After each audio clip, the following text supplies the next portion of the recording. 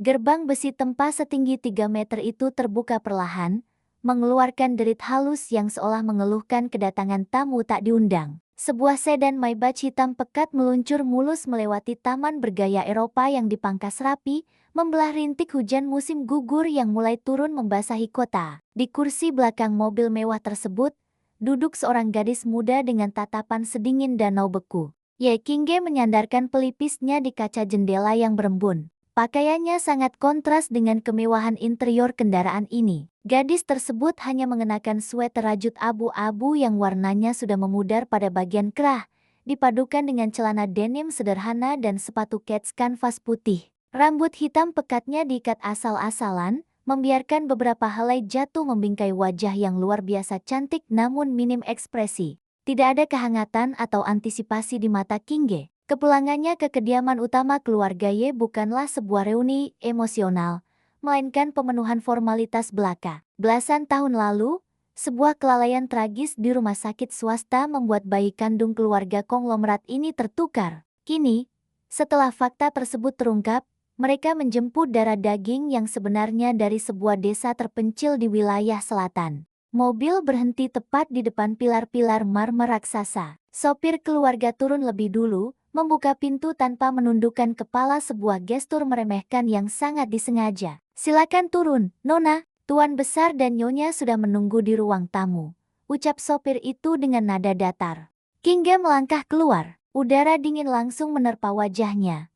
Namun postur tubuhnya tetap tegak, santai, seolah dirinya sedang berjalan-jalan di taman kota, bukan memasuki sarang singa. Sepatu ketsnya melangkah melewati pintu ganda dari kayu mahoni berukir, membawa gadis itu masuk ke dalam kemegahan ruang tamu keluarga Ye yang dihiasi lampu gantung kristal Swarovski. Di sofa kulit berlapis emas, sepasang suami istri parubaya duduk dengan postur kaku. Tuan Ye, Ye Jingwo, menyesap cerutu dengan dahi berkerut dalam. Sementara istrinya, Shen Man, memutar-mutar cincin zamrud di jarinya dengan gelisah. Saat pandangan mereka berdua jatuh pada sosok Qingge, sekejap mata, kekecewaan telanjang terpampang jelas di wajah orang tua biologis tersebut. Shen Man menghela napas panjang, nyaris menyerupai rintihan. Wanita sosialita itu menatap dari ujung kepala hingga ujung kaki putri kandungnya. Tidak ada keanggunan, tidak ada aura bangsawan, hanya seorang gadis udik yang auranya terlalu suram. "Jadi, kamu benar-benar putriku." Suara Shen Man terdengar bergetar, bukan karena haru, melainkan frustrasi. "Mulai hari ini, namamu adalah Ye Qingge. Ingatlah baik-baik aturan di rumah ini. Jangan membawa kebiasaan buruk dari pedesaan ke dalam pergaulan kelas atas." Belum sempat Qingge merespons, suara langkah kaki ringan terdengar menuruni tangga puala melingkar. "Ibu, ayah, apakah saudariku sudah tiba?" Seorang gadis seumuran Qingge berlari kecil dengan anggun. Gaun sutra putih khusus rancangan desainer ternama membalut tubuhnya, menonjolkan kulit seputih porselen dan senyum semanis madu. Dialah Ye Wanner, pewaris palsu yang selama ini menikmati kasih sayang, kekayaan, dan status yang seharusnya menjadi milik Qingge. Wanner menghampiri Shen Man, memeluk lengan wanita parubaya itu dengan manja sebelum menoleh ke arah tamu baru mereka. Mata bulat Wanner berkaca-kaca, menampilkan simpati yang dipoles sempurna. "Halo, Qingge, aku Wanner," sapa gadis bergaun putih itu dengan suara lembut.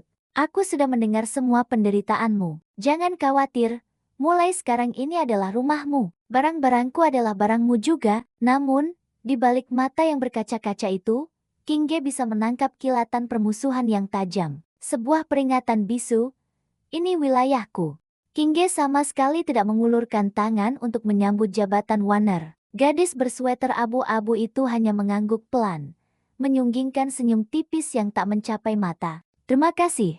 Jawaban singkat dan dingin itu membuat suasana ruang tamu menjadi canggung. Ye Jingwo mematikan cerutunya dengan kasar ke dalam asbak kristal. Pria parubaya itu merasa otoritas keluarganya tidak dihormati. "Sikap macam apa itu?" "Kau," tegur Ye Jingwo keras. "Wanner sudah berbaik hati menyambutmu, tapi kau malah bersikap angkuh. Bertahun-tahun hidup di jalanan rupanya membuatmu tidak mengenal tata krama. Pelayan, bawa dia ke kamarnya agar dia bisa membersihkan diri." Baunya membuat seisi ruangan ini tidak nyaman. Kepala pelayan wanita berseragam hitam putih melangkah maju. "Mari, Nona, ikuti saya." Alih-alih merasa terhina, King Ge justru memutar tubuhnya tanpa mengucapkan sepatah kata pun, mengikuti langkah kepala pelayan menuju bagian belakang rumah. Lorong panjang berlapis karpet tebal berangsur-angsur berubah menjadi lantai kayu biasa. Kepala pelayan berhenti di depan sebuah pintu kayu sempit, tepat di sebelah ruang penyimpanan alat kebersihan.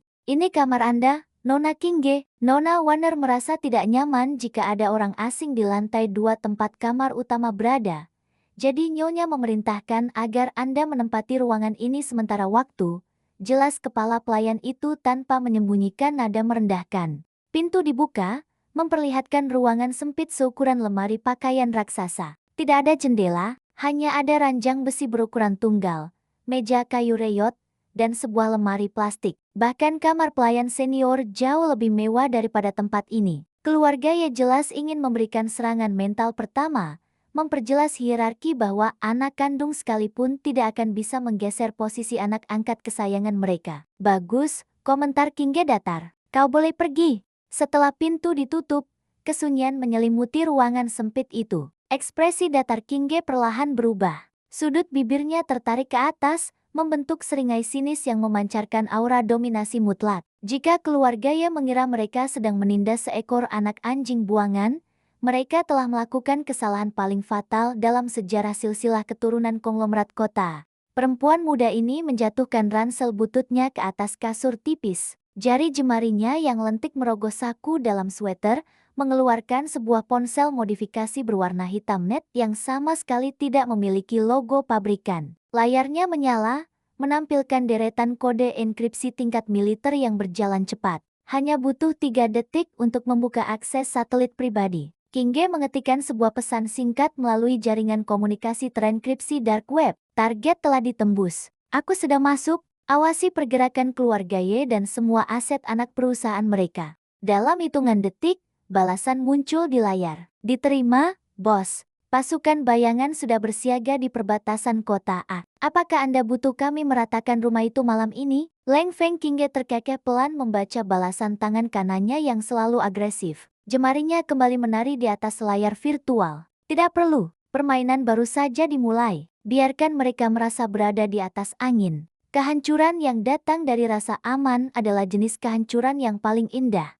Sang Ratu Mafia mematikan layar ponselnya. Di ruangan gelap yang pengap ini, mata tajamnya bersinar laksana pemangsa di puncak rantai makanan. Keluarga Ye baru saja mengundang badai terburuk masuk ke dalam rumah mereka sendiri. Sinar matahari pagi menembus tirai tipis di ruang makan keluarga Ye, memantul di atas perabotan prak dan cangkir porselen berisi teh Earl Grey kualitas premium. Suasana sarapan pagi itu terasa canggung dan berat.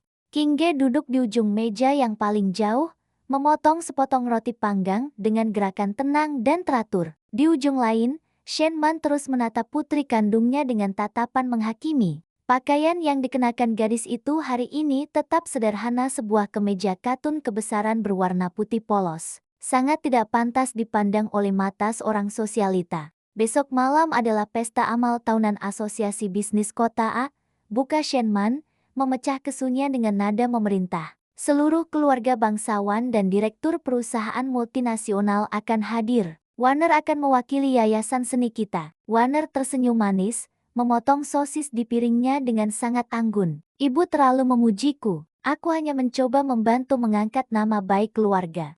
"Kamu memang kebanggaan ibu," balas Shen Man, sebelum mengalihkan pandangan tajamnya ke arah ujung meja. "Sedangkan kamu, King Ge, keluarga luar sudah mulai mendengar rumor tentang kepulanganmu. Jika kau tidak hadir, wartawan akan menulis gosip buruk tentang keluarga Ye. Siang ini, Warner akan membawamu ke Plaza Toil. Beli beberapa pakaian yang layak. Jangan membuat kami malu." King Ge mengunyah makanannya perlahan, menelan, lalu menyeka bibirnya dengan serbet. "Baik."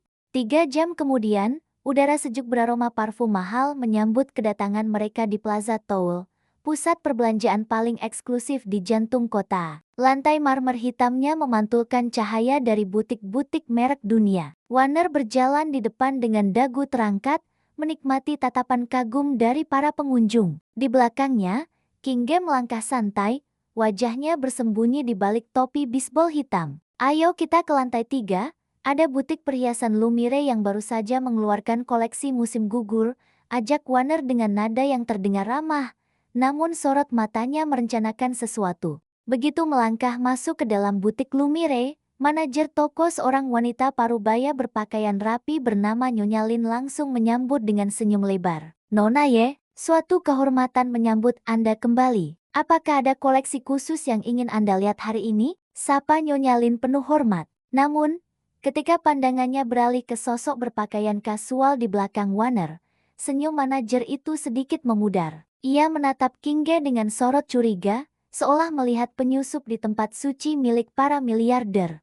Ini saudariku, Kingge. Tolong layani dia dengan baik, jangan biarkan dia merasa tidak nyaman, ucap Warner dengan suara yang sengaja dikeraskan agar staf lain mendengarnya. Kalimat itu dirancang sedemikian rupa untuk menampilkan kebaikan hatinya, sekaligus mempertegas bahwa gadis di belakangnya adalah orang luar yang butuh belas kasihan. Warner melangkah menuju etalase kaca berlapis emas di tengah ruangan. Matanya berbinar menatap sebuah kalung berlian berpotongan buah pir yang sangat berkilau. Nyonya Lin, tolong keluarkan Tears of Aphrodite. Aku ingin mencobanya. Manajer toko segera memakai sarung tangan beludru dan mengeluarkan perhiasan senilai jutaan dolar tersebut. Warner menempatkan kalung itu di lehernya, mengagumi pantulan dirinya di cermin. Kingge, kemarilah, panggil Warner tiba-tiba. Tolong pegangkan tasku sebentar, aku ingin melihat kalung ini dari berbagai sudut cahaya. Tanpa banyak bicara, Kingge menerima tas tangan bermerek tersebut. Jarak mereka kini sangat dekat. Pada detik itulah, sebuah gerakan sangat cepat terjadi. Saat membalikkan badan, Warner sengaja menyenggol nampan beludru. Perhatian semua staf teralihkan sepersekian detik ke arah nampan yang nyaris jatuh. Di saat yang sama, tangan Warner yang cekatan melepaskan kalung dari lehernya dan menjatuhkannya tepat ke dalam saku kemeja kebesaran milik Kingge. 3 detik kemudian, jeritan panik memecah keheningan butik mewah tersebut. Kalungku, kalungnya hilang, teriak Warner, memegang lehernya yang kini kosong. Air mata langsung menggenang di pelupuk matanya. Nyonya Lin dan 2 petugas keamanan butik bergegas mendekat. Wajah sang manajer menjadi pucat pasi. Jika perhiasan seharga itu hilang, karirnya akan hancur hari itu juga. Tutup semua pintu. Jangan biarkan siapapun keluar, perintah Nyonya Lin dengan panik. Ia menatap Warner. Nona Ye, Anda yakin kalung itu tidak jatuh ke lantai? Aku tidak tahu. Isak Warner memainkan peran wanita malang dengan sempurna. Pandangannya perlahan beralih ke arah saudarinya yang masih berdiri tenang di tempat. Tadi kalung itu masih ada di leherku. Lalu Kingge berdiri sangat dekat denganku. Semua mata di ruangan itu seketika tertuju pada gadis bertopi bisbol hitam. Tatapan menghakimi, curiga, dan merendahkan langsung menusuk seperti ratusan jarum kasat mata. Nona, mohon maaf.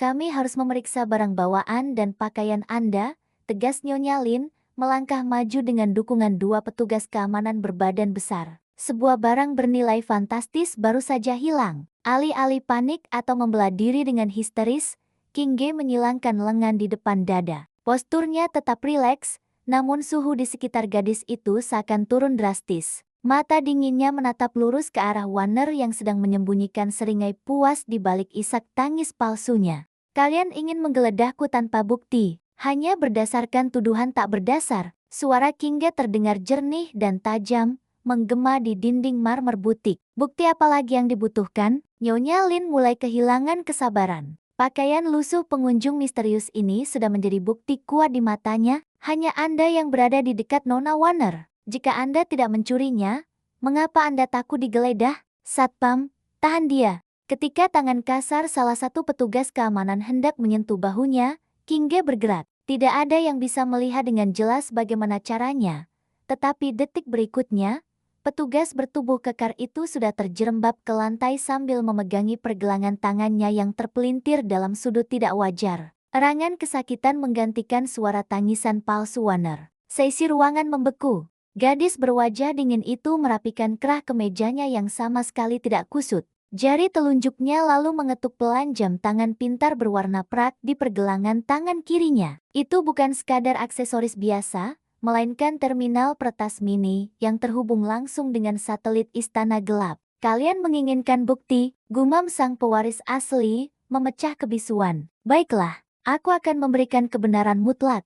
Hanya dengan 2 kali ketukan, sistem keamanan canggih butik Lumire berhasil diretas sepenuhnya. Layar presentasi digital berukuran besar yang menempel di dinding utama butik, yang tadinya memutar video promosi model internasional, tiba-tiba berkedip hitam. Dalam hitungan detik, layar raksasa tersebut menampilkan rekaman CCTV dari 3 sudut berbeda dengan resolusi tingkat tinggi. Bukan rekaman dari kamera keamanan biasa, melainkan hasil retasan langsung ke sistem kamera tersembunyi yang diletakkan di dalam etalase kaca. Video itu diputar ulang dengan gerakan lambat slow motion. Terlihat sangat jelas di layar raksasa. Warner tersenyum ke arah cermin, tangannya dengan sengaja melepas kait kalung berlian tersebut, memutar tubuhnya seolah menyenggol nampan bludru, lalu dengan sangat mulus menyelipkan perhiasan berkilau itu ke dalam saku kemeja Kingge yang sedang lengah. Tidak ada ruang untuk penyangkalan. Jejak digital itu seterang siang hari. Wajah Warner yang tadinya merah karena menangis, kini berubah sepucat kertas. Bibirnya bergetar hebat. Nyonya Lin dan para staf butik melebarkan mata tak percaya, menatap bolak-balik antara layar raksasa dan gadis bergaun anggun yang ternyata adalah dalang pencurian. Sebuah trik sulap murahan yang bahkan tidak pantas dipertontonkan di sirkus jalanan, cibir King. Jemari lentiknya merogoh saku kemeja, menarik keluar kalung berlian senilai jutaan dolar itu, lalu melemparnya sembarangan ke atas meja kaca hingga menimbulkan bunyi denting keras. Gadis bertopi bisbol itu melangkah mendekati pewaris palsu yang kini gemetar ketakutan. Dengan tinggi badan yang lebih semampai, sang ratu mafia menunduk menatap mangsanya. Aura membunuh yang biasa digunakan untuk menundukkan penguasa dunia bawah kini sedikit menguar, mencekik udara di sekitar mereka. Kau pikir bisa menjebakku dengan permainan kotor anak kecil ini? Ye Warner, bisik Kingge, suaranya sangat pelan namun menancap tepat di jantung. Bermainlah sesukamu, tapi ingat, saat kesabaranku habis, aku tidak akan hanya mengambil kalungmu. Aku akan mencabut segalanya hingga ke akar. Tanpa memedulikan tatapan horor dari seluruh staf butik dan saudarinya yang mematung, Kingge berbalik dan melangkah keluar dari Lumire, meninggalkan kekacauan mental yang tak bisa diperbaiki dengan uang sebanyak apapun. Perang baru saja dimulai, dan sang ratu sama sekali belum mengeluarkan senjata utamanya. Malam merangkak turun menyelimuti kota, menelan gedung-gedung pencakar langit dalam pelukan bayangan. Di kediaman utama keluarga Ye, semua lampu telah dipadamkan. Namun, di dalam kamar sempit yang dulunya ruang penyimpanan alat kebersihan, sang penghuni sama sekali belum tertidur. Gadis yang pada siang hari dihina sebagai anak kampung itu kini berdiri di depan cermin retak. Pakaian kasualnya telah berganti dengan setelan jas wanita berwarna hitam legam dengan potongan asimetris yang memeluk tubuh semampainya dengan sempurna. Rambut panjangnya dibiarkan tergerai, membingkai sebuah topeng setengah wajah dari prak murni yang menutupi area mata hingga hidung. Topeng tersebut berukir sulur mawar berduri simbol absolut dari penguasa tertinggi istana gelap. Malam ini, Ye Kingge bukan lagi pewaris keluarga Ye yang terbuang. Sang ratu mafia telah terbangun. Jendela kecil di dekat atap terbuka tanpa suara. Dengan satu lompatan ringan yang melawan gravitasi, tubuh ramping berlapis hitam itu melesat keluar menembus kegelapan malam. Di ujung jalan raya yang sepi, sebuah hypercar Koenigsegg Jesko berwarna perak metalik sudah menunggu, mesinnya mengaum rendah bagaikan monster buas yang kelaparan. Leng Feng, pria bertubuh tegap dengan bekas luka memanjang di pipi kirinya, membukakan pintu pengemudi sambil menunduk hormat. Semua petinggi sudah berkumpul di rumah lelang aliansi naga. Bos, lapor pria itu dengan suara berat.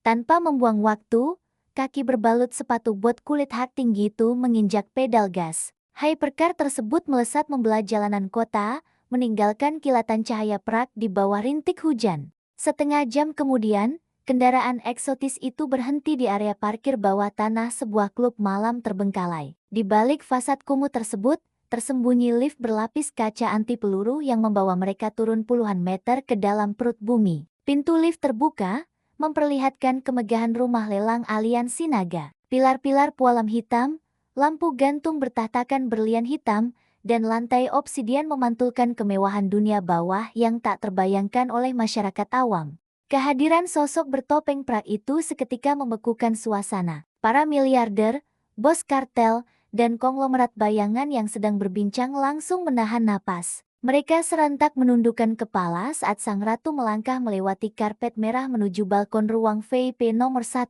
Tidak ada yang berani menatap langsung ke arahnya. Di dunia ini, wanita itu dikenal dengan satu nama, Tuan S. Di seberang balkon, tepatnya di ruang VIP nomor 2, seorang pria duduk bersilang kaki di atas sofa beludru merah darah. Pria tersebut memancarkan aura dominasi yang tak kalah mematikan, wajahnya bak pahatan dewa Yunani, dengan rahang tegas dan mata elang yang sedingin es. Dialah Gu Tingye, pewaris tunggal grup Gu perusahaan konglomerasi nomor 1 di negara ini. Namun, di tempat ini, identitas aslinya adalah Raja Dunia Bawah yang menguasai jalur perdagangan senjata global. Mata elang Gu Tingye menyipit saat melihat sosok Tuan Es memasuki ruangan seberang. Jadi, itu penguasa istana gelap yang legendaris. Seorang wanita, gumam sang CEO dengan nada rendah, separuh terkejut, separuh tergelitik. Asisten pribadinya, yang berdiri gemetar di belakang sofa, menelan ludah. Benar, Tuan Gu, Tuan Es sangat misterius. Tidak ada yang pernah melihat wajah aslinya. Lelang dimulai. Barang-barang antik bernilai fantastis terjual dalam hitungan menit. Namun, ketegangan sejati baru meledak ketika juru lelang membawa sebuah kotak kayu cendana berukir naga ke atas panggung. Di dalamnya terdapat sebuah gulungan perkamen kuno peta rute perdagangan maritim berusia ratusan tahun yang diyakini menyimpan koordinat tambang logam langka yang belum dipetakan. Harga awal, 50 juta dolar. Seru juru lelang. 100 juta. Suara berat Gu Tingye menggema dari ruang VIP 2. Seluruh peserta lelang bungkam. Tidak ada yang berani menawar jika Raja Dunia Bawah sudah membuka suara. Namun, keheningan itu hanya bertahan 3 detik. 200 juta, suara wanita yang jernih, dingin, dan mengandung keangkuhan absolut terdengar dari ruang VIP 1.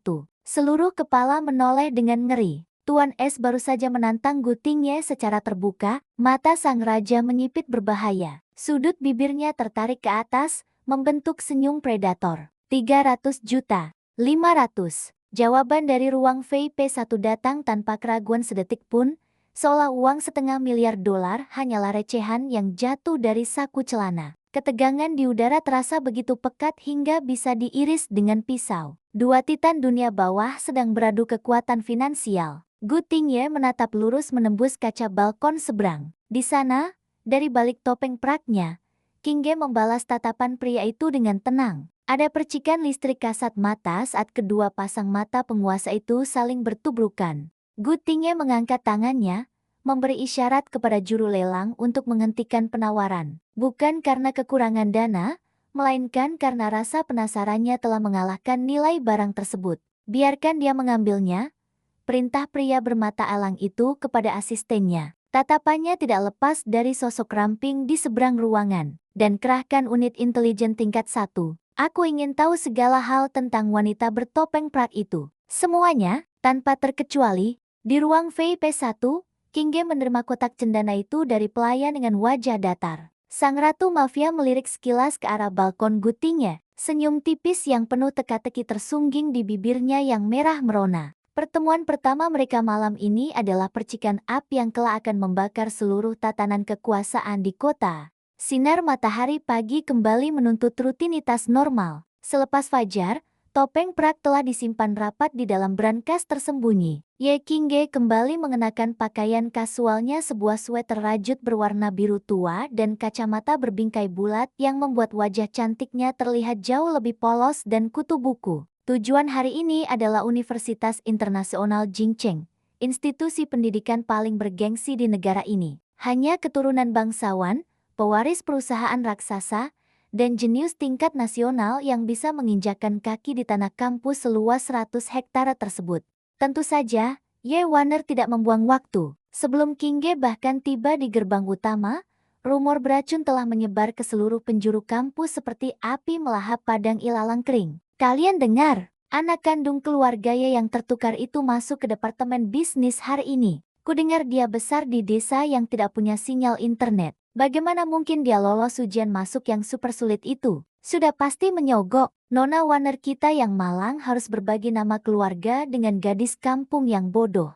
Setiap langkah Kingge di koridor fakultas diiringi tatapan merendahkan dan bisikan mencemooh. Namun, gadis bersweater biru itu melangkah dengan ritme yang tenang. Wajahnya sama sekali tidak terganggu oleh badai gosip di sekitarnya. Sang ratu telah memimpin ribuan pasukan elit menyabung nyawa di medan pertempuran bawah tanah. Cemoohan sekumpulan mahasiswa manja tidak lebih dari dengungan nyamuk di telinganya.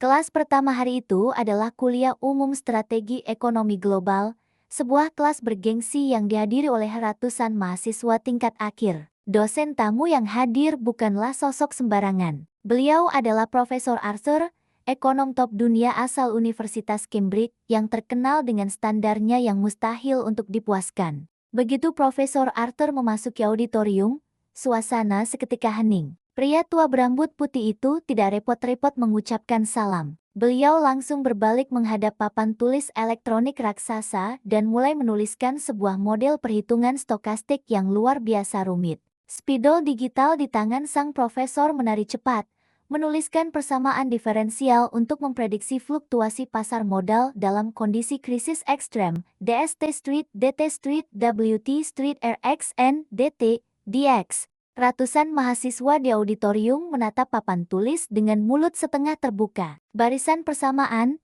integral, dan variabel Yunani itu tampak seperti bahasa alien. Bahkan Ye Warner, yang selama ini dicap sebagai mahasiswi paling jenius di angkatannya, mengerutkan dahi hingga alis cantiknya hampir bertaut. Ini adalah model volatilitas lompatan asimetris, suara bariton Profesor Arthur menggema. Saya menantang siapapun di ruangan ini untuk menyelesaikan turunan akhirnya dan menjelaskan strategi mitigasi risiko berdasarkan variabel ini. Jika ada yang bisa, saya akan memberinya nilai A mutlak dan surat rekomendasi langsung ke Wall Street.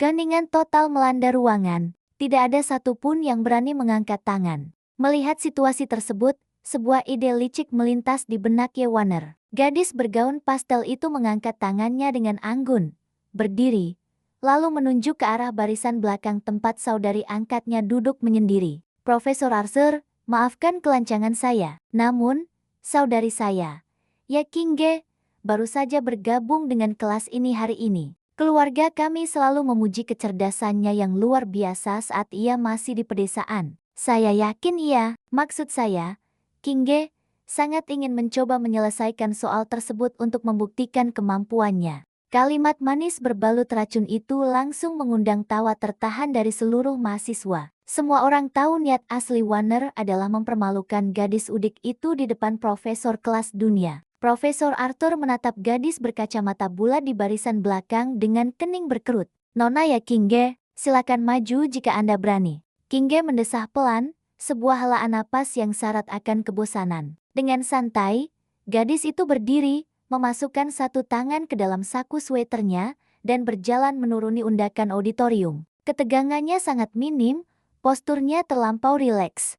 Sesampainya di depan, Kingge mengambil spidol digital dari tangan sang profesor tanpa meminta izin. Dalam 5 detik pertama, tangan kanannya mulai bergerak. Tidak ada keraguan, tidak ada jeda untuk berpikir. Spidol itu meluncur di atas papan elektronik dengan kecepatan yang mencengangkan, menurunkan variabel demi variabel kompleks, memecah integral ganda, dan menyederhanakan persamaan difusi lompat tersebut menjadi sebuah model strategi yang sangat elegan. Hanya butuh waktu kurang dari 2 menit hingga garis terakhir ditarik. Kingge memutar tubuhnya menghadap ratusan mahasiswa yang kini ternganga kaget. Sang gadis selalu membuka suara, suaranya sangat tenang, berwibawa, dan membungkam seluruh ruangan. Turunan akhir membuktikan bahwa volatilitas tidak simetris, melainkan terikat pada bias kognitif pelaku pasar, jelas Kingge dalam bahasa Mandarin yang fasih. Gadis itu mengambil napas sejenak, lalu melirik ke arah profesor yang mematung. Dengan mulus, bahasa pengantarnya berganti menjadi bahasa Prancis beraksen Parisian kelas atas yang sempurna. An appliquant set strategy, les risques est duit de 40%. Dengan menerapkan strategi ini, risiko berkurang hingga 40%. Belum selesai keterkejutan massa, Kingge mengakhiri penjelasannya dengan bahasa Rusia yang berat dan tajam, bahasa yang dikenal paling sulit dikuasai dalam dunia bisnis global. Efisiensi pasar bergantung pada kendali atas informasi. Kapur digital diletakkan perlahan di atas meja. Kingge menatap lurus ke arah Yewaner yang kini berpegangan pada pinggiran mejanya dengan wajah sepucat mayat. Sementara itu, tubuh Profesor Arthur mulai gemetar hebat. Mata tua pria itu berkaca-kaca saat menatap barisan persamaan di papan tulis. Bukan karena jawaban itu benar, melainkan karena tata letak, gaya penulisan, dan logika radikal tersebut sangat tidak asing baginya. Metode ini, suara Profesor Arthur serak, nyaris berbisik. Ini adalah modifikasi eksklusif dari The Ghost Formula. Satu-satunya orang di dunia yang memecahkan rumus ini adalah mentorku yang legendaris, Tuan S. Sang profesor menoleh lambat-lambat ke arah gadis bersweater biru di sampingnya.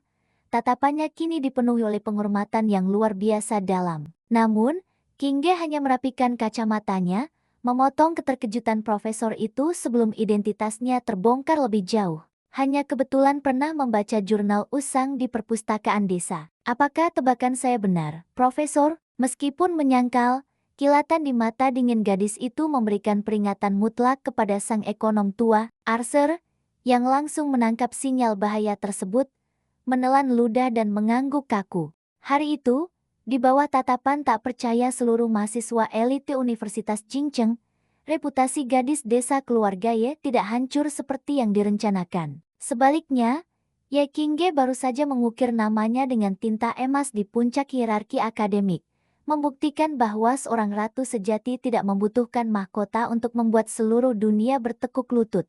Matahari sore telah lama terbenam di balik deretan gedung pencakar langit kota, menyisakan semburat jingga kemerahan yang perlahan tertelan oleh awan kelabu. Hujan rintik mulai turun, membasahi aspal jalanan dan menciptakan genangan air yang memantulkan cahaya neon berkedip dari papan reklame. Di belakang kawasan megah Universitas Internasional Jingcheng, terdapat sebuah gang sempit nan lembab yang jarang dilalui orang. Jalur tikus tersebut biasanya menjadi rute pintas tercepat menuju halte bus utama. Ye Qingge melangkah tenang membelah kegelapan gang tersebut. Topi bisbol hitam kembali menutupi separuh wajahnya. Sweater rajut birunya sedikit basah oleh embun, namun langkah kaki gadis tersebut tetap stabil, tanpa keraguan sedikit pun. Udara di sekitarnya berbau campuran antara tanah basah, karat besi, dan bahaya yang mengintai. Naluri tajam yang telah ditempa oleh ribuan pertarungan hidup dan mati di dunia bawah seketika bergetar. Sang Ratu Mafia menghentikan langkah. Telinganya yang sangat sensitif menangkap suara gesekan sol sepatu bot di atas kerikil bukan hanya satu, melainkan selusin pasang kaki yang perlahan mengepung dari dua arah berlawanan. Dari balik bayang-bayang tumpukan peti kemas bekas, belasan pria bertubuh kekar melangkah maju. Sebagian besar dari mereka memegang pipa besi, tongkat bisbol, dan pisau lipat yang memantulkan cahaya redup dari lampu jalan yang berkedip di ujung gang. Pemimpin gerombolan tersebut, seorang pria botak dengan tato naga melingkar di lehernya, meludah ke tanah sebelum menyeringai lebar. Jadi, ini nona besar keluarga Ye yang baru saja pulang dari kampung. Ejek pria botak tersebut, suaranya parau dan penuh ancaman. Sayang sekali wajah cantikmu harus dirusak malam ini. Seseorang membayar kami sangat mahal untuk memastikan kau patah kaki dan memohon ampun sambil merangkak. Qingge sama sekali tidak menunjukkan tanda-tanda ketakutan. Gadis bertopi hitam itu hanya mengangkat pandangan perlahan. Sepasang mata sedingin danau glasial menatap lurus ke arah gerombolan preman bayaran tersebut, seolah sedang melihat sekumpulan semut yang menghalangi jalan. Yewaner menyewa sampah jalanan tingkat rendah untuk menakut-nakutiku. Suara Qingge terdengar sangat jernih, datar, dan syarat akan kebosanan yang mendalam. Gadis pemalsu itu sungguh tidak tahu cara menggunakan uang dengan benar. Penghinaan terang-terangan tersebut menyulut amarah sang pemimpin preman. Urat-urat di lehernya menonjol keluar. Tutup mulutmu, jalan kecil. Habisi dia, jangan sampai ada tulang yang tersisa utuh. Teriak pria botak itu seraya mengayunkan pipa besi berkarat ke arah kepala targetnya. Namun, sebelum senjata tumpul itu bisa menyentuh sehelai pun rambut Qingge, sebuah keajaiban mematikan terjadi. Udara di atas gang sempit tersebut seakan terbelah. Dari atas tembok bata setinggi 4 meter, bayangan-bayangan hitam berjatuhan bak tetesan hujan badai. Leng Feng, sang tangan kanan dengan bekas luka memanjang di wajah, mendarat sempurna tepat di depan bosnya. Tanpa mengucapkan sepatah kata pun, Tangan kokoh pria berbalut pakaian serba hitam itu bergerak secepat kilat, mencengkeram pergelangan tangan sang pemimpin preman, lalu memelintirnya hingga terdengar bunyi patahan tulang yang mengerikan. Jeritan agonis ketika memecah kesunyian malam. Hanya dalam hitungan 3 detik, belasan pasukan elit dari Istana Gelap telah mengambil alih arena. Mereka bergerak dalam keheningan absolut. Tidak ada teriakan, tidak ada gerakan membuang tenaga. Setiap pukulan, tendangan, dan kuncian dieksekusi dengan presisi mesin pembunuh kelas 1. Para preman lokal yang tadinya bersikap sok jagoan kini tumbang satu persatu bagaikan boneka kain yang talinya diputus. Kurang dari 5 menit, pertempuran sepihak itu berakhir. Bau darah segar kini bercampur dengan aroma hujan.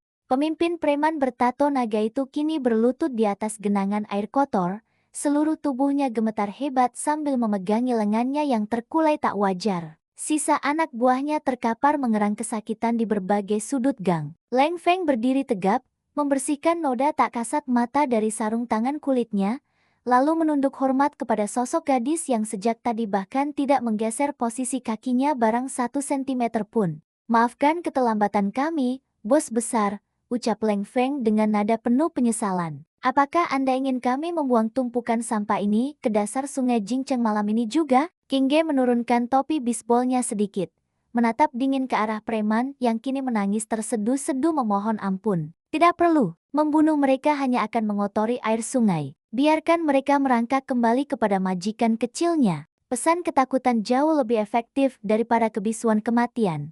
Tanpa menoleh lagi, sang penguasa dunia bawah melanjutkan langkahnya membelah gerombolan pasukan bayangannya yang langsung membuka jalan bak membelah Laut Merah. Namun, ada satu hal yang luput dari perhatian para preman amatir tersebut. Jauh di ujung jalan raya utama, tersembunyi di balik kegelapan di bawah rimbunnya pohon beringin tua, sebuah sedan Maybach anti peluru sedang terparkir mematikan mesin. Kaca film super gelap menyembunyikan sepasang mata elang yang sejak awal terus mengawasi seluruh pertunjukan mematikan di dalam gang. Di kursi belakang kendaraan super mewah tersebut, Gutingnya duduk menyandarkan tubuh kekarnya. Jari-jari panjang pria berpakaian jas eksklusif rancangan Milen itu mengetuk pelan sandaran tangan berlapis kulit. Sorot mata sang CEO merekam setiap detail gerakan gadis bertopi hitam tadi. Ketertarikannya semakin terbakar menyala-nyala. Aura mendominasi absolut. Ketenangan saat menghadapi bahaya. Dan pasukan pembunuh bayaran berpakaian hitam yang tunduk patuh bagaikan anjing setia kepada majikannya. Gutingnya menyeringai perlahan. Senyum predator yang sangat jarang muncul di wajah tampan dan rupawan itu kini mengembang sempurna. Pria penguasa rantai ekonomi tersebut menyilangkan kaki, menggabungkan kepingan teka-teki yang berserakan di dalam kepalanya. Gadis udik dari keluarga Ye yang menjadi bahan tertawaan kaum elit. Sosok misterius bertopeng prak di balkon lelang aliansi naga. Dan Tuan S, legenda hidup yang memerintah Istana Gelap. Ketiga sosok tersebut adalah entitas yang sama, sebuah penyamaran yang terlalu sempurna hingga nyaris menipu seluruh petinggi kota A. "Menarik," gumam raja dunia bawah tersebut, suaranya berat dan bergetar karena adrenalin. "Ternyata selama ini kau bersembunyi tepat di bawah hidungku, ratu kecil." "Asisten Chen." Siap, Tuan Gu." Asisten pribadi di kursi depan menjawab gugup. Punggungnya basah oleh keringat dingin setelah melihat pembantaian singkat di gang tadi. "Batalkan jadwal penerbangan ke Eropa besok lusa," perintah Gutingnya mutlak. Tatapan tajamnya masih tertuju pada ujung gang yang kini telah kosong melompong. "Kirimkan hadiah pembuka kepada keluarga Ye untuk pesta ulang tahun mereka. Aku sendiri yang akan hadir ke acara tersebut. Pertunjukan utama baru saja akan dimulai, dan aku menolak kehilangan kursi barisan terdepan." 3 hari menjelang perayaan besar, kediaman utama keluarga Ye berubah menjadi pusat kesibukan yang memusingkan kepala. Ribuan tangkai mawar putih langka diterbangkan langsung dari Belanda hanya untuk menghiasi pilar-pilar marmer di sepanjang jalan masuk. Para pelayan berlarian mondar-mandir membawa gulungan karpet merah, kristal dekorasi, hingga peralatan makan perak yang harus disemir 2 kali sehari. Ulang tahun ke-20 Ye Wanner bukanlah sekadar perayaan pertambahan usia. Bagi Tuan Jingwo dan Nyonya Man, malam tersebut merupakan ajang deklarasi kekuatan finansial sekaligus panggung promosi untuk menjodohkan putri emas mereka dengan pewaris keluarga konglomerat papan atas. Ironi terbesar tergambar jelas di ruang keluarga siang itu. Sementara Warner sedang dikelilingi oleh 5 desainer mode dari Paris yang sibuk mencocokkan gaun sutra bertatakan berlian asli untuknya, penghuni kamar sempit di sebelah ruang kebersihan justru diperlakukan lebih buruk daripada tamu tak diundang. Kingge baru saja menjejakkan kaki di lantai kayu ruang tengah ketika Shen Man memanggil dengan nada penuh perintah. Wanita sosialita parubaya itu berdiri di dekat sofa, memegang sebuah kotak kardus pipih yang tampak sangat tidak pada tempatnya di antara lautan kemewahan ruangan tersebut. Kingge, kemarilah, panggil Shen Man dingin. Ini adalah pakaian yang akan kau kenakan untuk perjamuan besok malam. Ayahmu dan aku sepakat bahwa kau tetap harus hadir, walau sekadar berdiri di sudut ruangan, agar media tidak menuduh kami menelantarkan anak kandung. Kotak kardus disodorkan. Kingge menerimanya dengan ekspresi datar yang tidak terbaca. Begitu tutup kardus dibuka, terlihat sebuah gaun malam berwarna merah muda menyala dengan bahan polyester kasar. Payet-payet plastik murahan dijahit asal-asalan di bagian dada. Pakaian norak tersebut jelas dibeli dari pasar grosir pinggiran kota. Jika dikenakan berdampingan dengan gaun berlian milik Warner, siapapun yang memakainya akan terlihat seperti badut sirkus kesasar. Melihat benda murahan di tangan saudarinya, Warner mengusir para desainernya sebentar lalu mendekat dengan senyum teratai putih andalannya. Wah, gaun itu sangat cocok untukmu, saudari, puji Warner manis, menyembunyikan ejekan tajam di balik nada lembutnya. Warnanya sangat cerah. Aku yakin para tamu akan segera menyadari kehadiranmu. Sayang sekali anggaran gaunku sudah terlalu mahal, jadi ibu hanya bisa membelikan pakaian sederhana ini untukmu. Kau tidak marah, kan?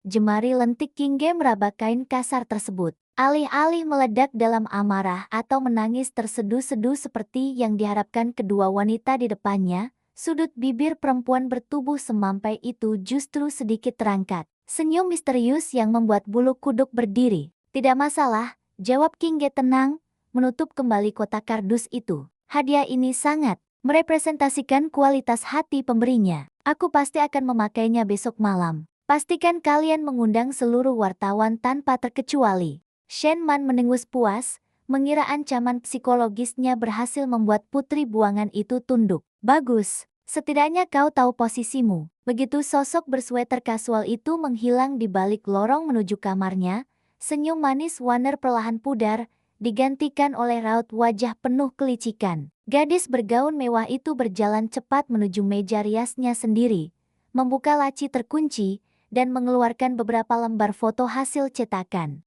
Gambar-gambar tersebut diambil secara diam-diam dengan kualitas yang sedikit buram akibat guyuran hujan. Namun, objek utamanya terlihat cukup jelas.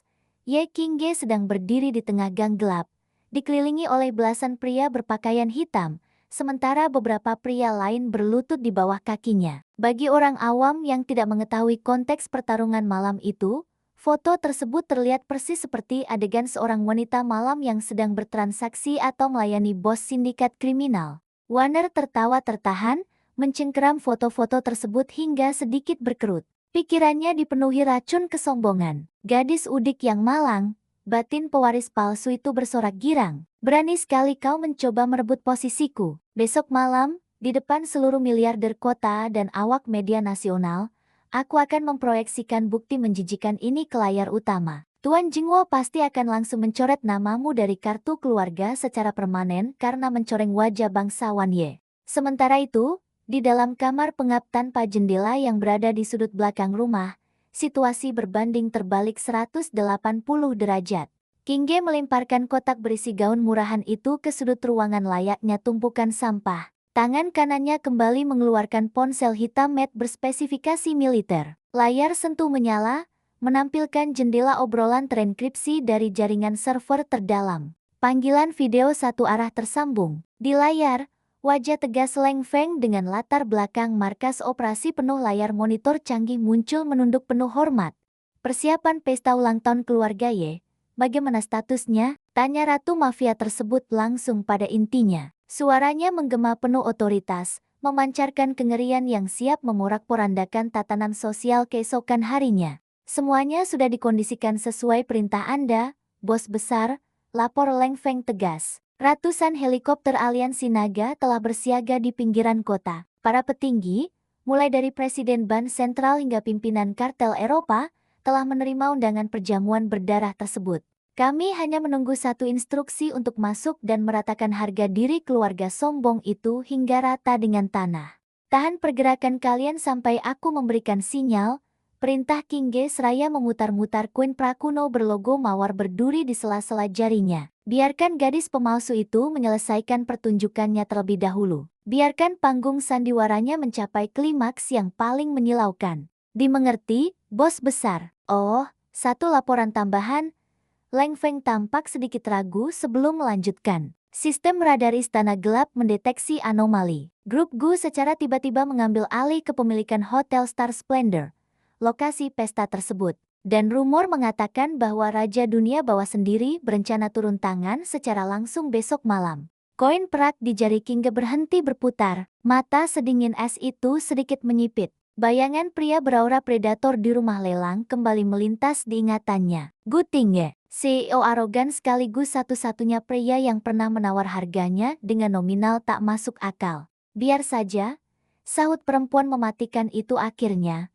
Sudut bibirnya menyunggingkan senyum yang teramat berbahaya. Undangan menuju kehancuran ini terbuka untuk siapa saja. Jika Raja Bawah Tanah ingin ikut menonton pertunjukan kembang api termahal di kota A, maka aku akan memberikannya kursi VVIP. Persiapkan armada, besok malam, kita tunjukkan kepada dunia siapa pemilik tahta yang sesungguhnya. Ponsel dimatikan. Kegelapan kembali merajai kamar sempit tersebut, menyembunyikan badai tsunami terbesar yang tinggal menghitung jam sebelum menghantam habis seluruh peradaban kaum elit yang selama ini meremehkan sang pewaris asli. Aula perjamuan bintang 5 di Star Splendor Hotel malam itu disulap menjadi replika Istana Versailles. Lampu gantung kristal raksasa membiaskan cahaya keemasan ke seluruh penjuru ruangan berlapis marmer. Alunan musik klasik dari kuartet gesek ternama Eropa mengalun lembut, menutupi denting pelan gelas sampahnya yang saling bersulang. Ratusan miliarder, pejabat tinggi, dan petinggi sosialita kota hadir mengenakan gaun serta setelan jas rancangan desainer kelas Wahid. Di pusat kemegahan tersebut, keluarga Ye berdiri membusungkan dada. Ye Wanner menjadi bintang utama malam ini. Gaun sutra putih bertahtakan ratusan berlian kecil berkilau setiap kali pewaris palsu itu bergerak. Senyum manis tak henti-hentinya mengembang saat menerima pujian demi pujian dari para tamu kehormatan. Putri Anda sungguh luar biasa, Tuan Ye. Kecantikan dan keanggunannya tiada tara, puji seorang CEO perusahaan tambang sembari mengangkat gelasnya. Ye Jengwo tertawa bangga, sementara Shen Man mengusap bahu Wanner dengan penuh kasih sayang. Tentu saja, Wanner adalah permata paling berharga yang pernah dimiliki keluarga Ye. Kami telah mendidiknya untuk menjadi ratu di kalangan elit. Namun, percakapan penuh kesombongan itu seketika terhenti saat pintu ganda berbahan kayu ek di ujung aula terbuka pelan. Seluruh mata di ruangan raksasa tersebut sontak menoleh. Hening menyelimuti Ayla, menggantikan riuh rendah obrolan. Di ambang pintu, berdiri sesosok gadis muda mengenakan gaun polyester berwarna merah muda menyala dengan payet plastik murahan. Warna dan potongan pakaian tersebut begitu norak, mencolok, dan sangat merusak pemandangan elegan malam perjamuan. Akan tetapi, bukan gaun murahan itu yang membungkam ratusan tamu, melainkan aura yang memancar dari sang pemakai. Ye Qingge melangkah masuk dengan punggung tegak lurus dan dagu sedikit terangkat. Postur tubuh semampainya membuat kain kasar itu seolah tampak seperti jubah perang. Wajah cantiknya tidak dipoles riasan sedikit pun, namun sepasang mata sedingin danau beku itu memancarkan dominasi mutlak yang membuat siapapun tanpa sadar menahan napas. Sang ratu mafia membelah kerumunan layaknya penguasa yang sedang menginspeksi rakyat jelata. Wajah Shen Man memerah menahan malu melihat penampilan putri kandungnya. Wanita parubaya itu bergegas menghampiri setengah berlari, mendesis tajam dari balik gigi yang terkatup. Beraninya kau datang terlambat dengan gaya kampungan seperti ini. Cepat berdiri di sudut dekat meja pelayan. Jangan sampai ada wartawan yang memotretmu. Qingge hanya melirik sekilas ke arah ibu kandungnya, lalu menuruti perintah tersebut dengan langkah santai. Mengambil segelas air mineral dari nampan pelayan dan bersandar di pilar bayangan. Melihat saudari tiri yang dibencinya telah masuk ke dalam perangkap, Wanner memberi isyarat mata kepada operator proyektor di balkon atas. Waktunya telah tiba untuk pertunjukan utama. Pewaris palsu bergaun berlian itu melangkah anggun menaiki panggung utama, mengambil mikrofon berlapis emas. Senyum teratai putihnya mereka sempurna. Selamat malam, hadirin sekalian. Terima kasih telah hadir di malam pergantian usia saya yang ke-20. Ucap Warner, suaranya mengalun merdu melalui pelantang suara. Malam ini sangat spesial, bukan hanya karena pertambahan usia saya, tetapi karena keluarga ya akhirnya menyambut kembali saudari kandung saya yang sempat hilang. Sebagai bentuk rasa syukur, saya telah menyiapkan sebuah video dokumenter singkat tentang perjalanan hidup keluarga kami. Lampu aula perlahan diredupkan. Layar proyektor raksasa berukuran 4x6 meter di belakang panggung menyala terang. Semua tamu memusatkan perhatian. Tuan dan Nyonya Ya tersenyum lebar, menantikan tayangan mengharukan. Namun, bukan video keluarga yang muncul. Layar raksasa itu menampilkan deretan foto beresolusi tinggi. Objek utamanya adalah Ya King-ge, mengenakan sweater biru basah, berdiri di tengah gang sempit dan gelap. Di sekelilingnya, belasan pria bertato, berwajah preman, dan berpakaian hitam pekat tampak berlutut atau berdiri mengelilingi gadis tersebut. Sudut pengambilan gambar yang sangat manipulatif membuat King-ge tampak seperti sedang bertransaksi gelap, atau lebih buruk lagi, menyerahkan diri kepada komplotan penjahat jalanan. Gemeretak keterkejutan meledak di seluruh penjuru aula perjamuan. Ya Tuhan, apa itu? Jerit seorang sosialita, menutup mulutnya dengan kipas bulu. Gadis itu, dia menjual dirinya kepada preman rendahan, menjijikkan. Inikah putri kandung keluarga ya? Ternyata desas-desus bahwa dirinya hidup kotor di jalanan adalah fakta. Di atas panggung, Warner menjatuhkan mikrofonnya dengan dramatis. Gadis licik itu menutup wajah dengan kedua tangan, berpura-pura menangis histeris. Tidak, operator, matikan layarnya. Tolong jangan lihat aib saudariku. Aku mohon. Shen-man memekik tertahan, nyaris jatuh pingsan jika tidak ditangkap oleh dua pelayan wanita. Wajah Ye Jingwo berubah menjadi ungu kemerahan akibat tekanan darah yang melonjak drastis. Amarah pria parubaya itu meledak melebihi kapasitas akal sehat. Dengan langkah lebar dan berat, sang kepala keluarga menerjang kerumunan, berjalan lurus menuju pilar tempat King-ge berdiri santai. Dasar anak tidak tahu diuntung. Raung Ye Jingwo mengangkat tangan kanannya tinggi-tinggi. Sebuah tamparan keras diayunkan dengan kekuatan penuh menuju pipi pucat putri kandungnya. Terak, suara benturan kulit tidak pernah terjadi. Tangan besar nan kasar milik Jingwo berhenti di udara, tertahan kuat oleh cengkeraman jari jemari ramping. King-ge tidak bergeser 1 milimeter pun. Gadis bergaun merah muda norak itu menatap lurus ke dalam mata sang ayah dengan sorot membunuh yang membuat suhu ruangan terasa turun 10 derajat. Perlahan, pergelangan tangan sang konglomerat dipelintir ke belakang hingga pria tua itu mengerang menahan sakit. Sentuh aku satu kali lagi, dan aku akan memastikan tangan ini putus dari bahumu. Bisik King-ge, nadanya sangat tenang, nyaris seperti embusan angin malam, namun syarat akan ancaman mematikan. Cengkeraman dilepaskan dengan kasar, membuat Jingwo terhuyung mundur. Harga diri pria arogan itu hancur berkeping-keping di hadapan rekan-rekan bisnisnya. Cukup, teriak Jingwo. Suaranya bergetar hebat karena murka. Telunjuknya menuding tepat ke wajah King-ge. Malam ini, di hadapan seluruh elit kota aku, Ye Jingwo, menyatakan bahwa gadis kotor ini bukan lagi bagian dari keluarga Ye. Mulai detik ini, namamu kucoret dari silsilah keluarga. Pergi dari sini dan jangan pernah kembali membawa aib bagi nama besar kami. Keputusan mutlak telah dijatuhkan. Pengusiran publik yang paling kejam. Warner di atas panggung menyembunyikan senyum kemenangan yang luar biasa lebar di balik tangisan palsunya. Rencananya berhasil sempurna. Alih-alih menangis memohon ampun, sudut bibir King-ge perlahan terangkat. Sebuah tawa dingin, renyah, dan mengintimidasi meluncur dari bibir ranumnya. Tawanya menggema di tengah keheningan mencekam aula perjamuan, terdengar seperti melodi kematian yang indah. Sang pemegang tahta dunia bawah mengangkat pandangannya, menyapu seluruh wajah-wajah congkak di ruangan tersebut.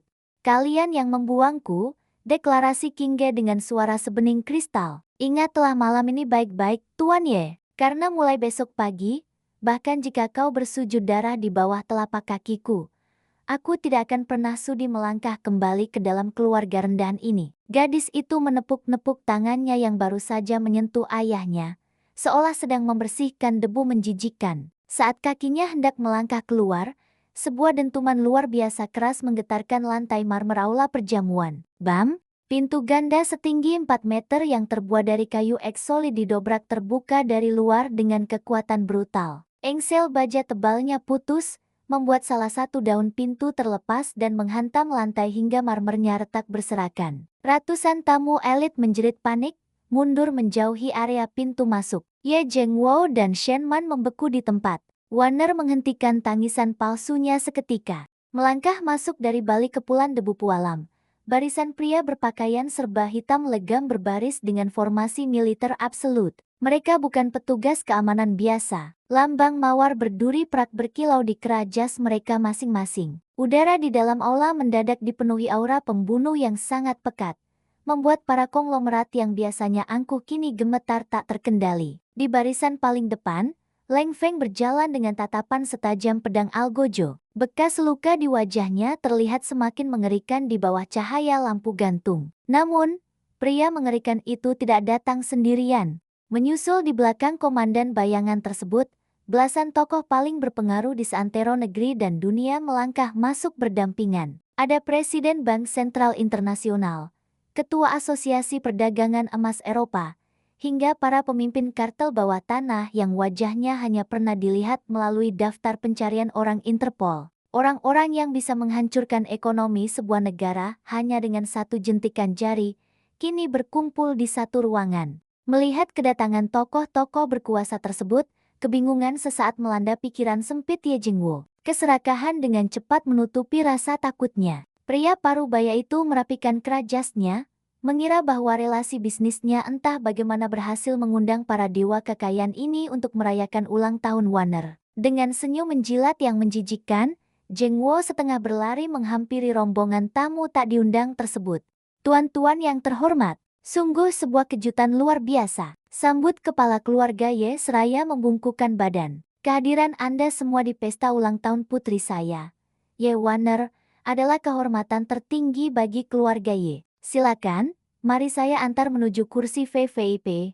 Leng Feng bahkan tidak melirik pria tua yang menghalangi jalan tersebut. Dengan satu ayunan punggung tangannya yang sangat kasual, tangan kanan Ratu Mafia itu menampar wajah Ye Jingwo. Pukulan tersebut begitu kuat hingga tubuh sang konglomerat terpelanting sejauh 3 meter, menabrak meja tumpukan sampahnya hingga hancur berantakan. Kaca berserakan membasahi karpet merah. Jeritan ngeri kembali meledak, namun langsung bungkam saat Leng Feng mencabut pistol perak dari balik jasnya dan menembakkannya tepat ke langit-langit kristal. Serpihan kaca berjatuhan menghujani lantai. Tutup mulut busuk kalian, geram Leng Feng.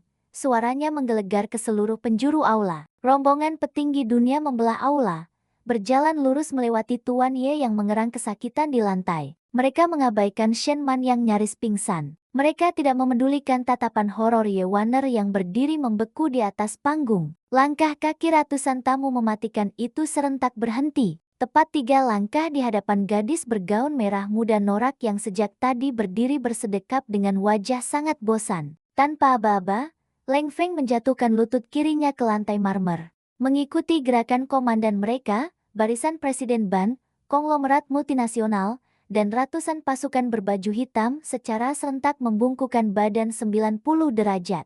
Gerakan presisi itu menciptakan suara kepakan kain jas yang menggema bagaikan gemuruh guntur. Menyambut bos besar, seluruh divisi markas Istana Gelap telah bersiaga dan menunggu perintah Anda. Teriakan 100 pria itu menggelegar, meruntuhkan akal sehat setiap elit kota A yang menyaksikannya. Waktu seakan berhenti berdetak. Otak para tamu perjamuan mengalami korsleting. Mata mereka membelalak hingga nyaris keluar dari kelopaknya. Rahang-rahang jatuh terbuka tanpa suara. Gadis udik yang baru saja diusir. Anak haram yang dituduh menjual diri kepada preman jalanan. Gadis yang mengenakan gaun murahan hadiah dari keluarga yang membuangnya. Adalah bos besar Istana Gelap, entitas tertinggi yang menguasai separuh perputaran uang di dunia bawah dan atas. Di atas panggung, lutut Ye Warner kehilangan kekuatan. Pewaris palsu itu jatuh terduduk dengan bunyi berdebum kasar.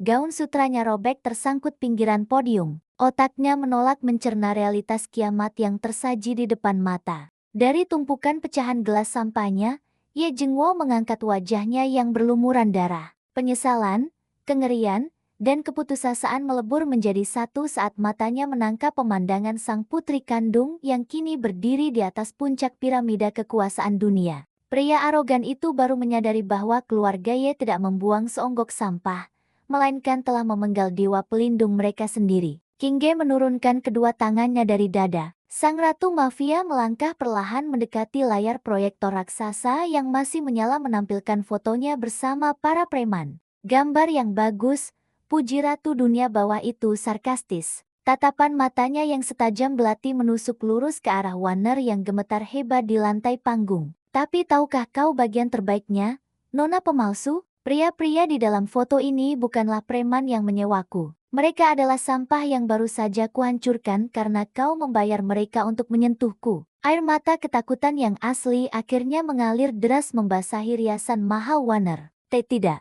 King Ge, saudariku, kumohon, jangan sebut namaku dengan mulut kotormu.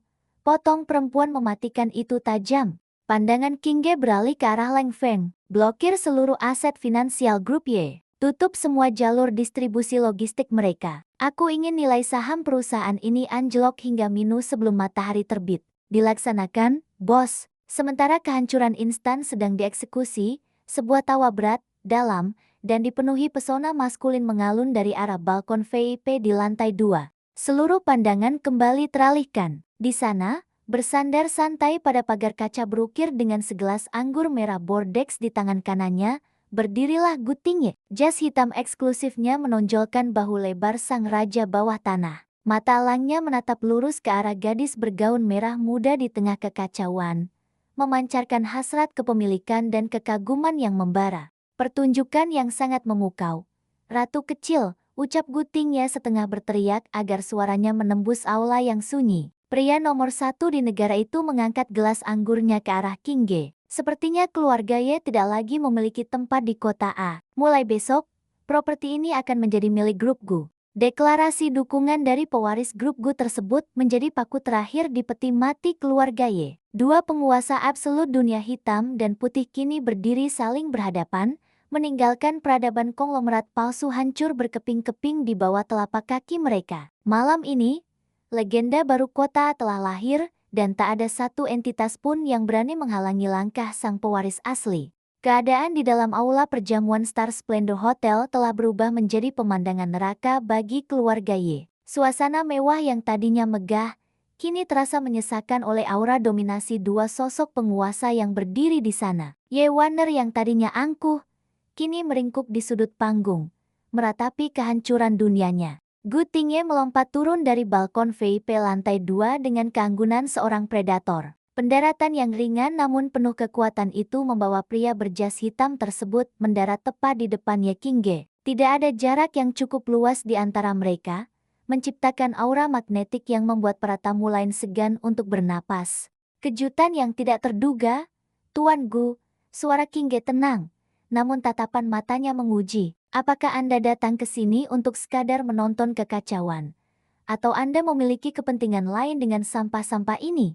Gu Tingye menyunggingkan senyum tipis, senyum yang mampu membuat seluruh wanita di kota A bertekuk lutut, namun di mata King Ge, itu hanyalah sebuah strategi bisnis. Saya datang untuk memastikan bahwa apa yang menjadi milik saya tetap aman. Dan sepertinya, seseorang telah mencoba mengganggu ketenangan ratu saya. Pernyataan ratu saya memicu bisik-bisik keheranan. Namun sebelum ada yang berani berkomentar, Gu Tingye memberi isyarat kepada asistennya. Sebuah tablet besar diserahkan kepada Ye Jingwo yang masih terkapar dengan bibir berdarah di lantai. Tuan Ye, silakan lihat sendiri, ucap Gu Tingye datar. Di layar tablet tersebut, grafik saham grup Ye bergerak vertikal ke bawah, menembus garis merah hingga menyentuh titik nol. Notifikasi masuk bertubi-tubi.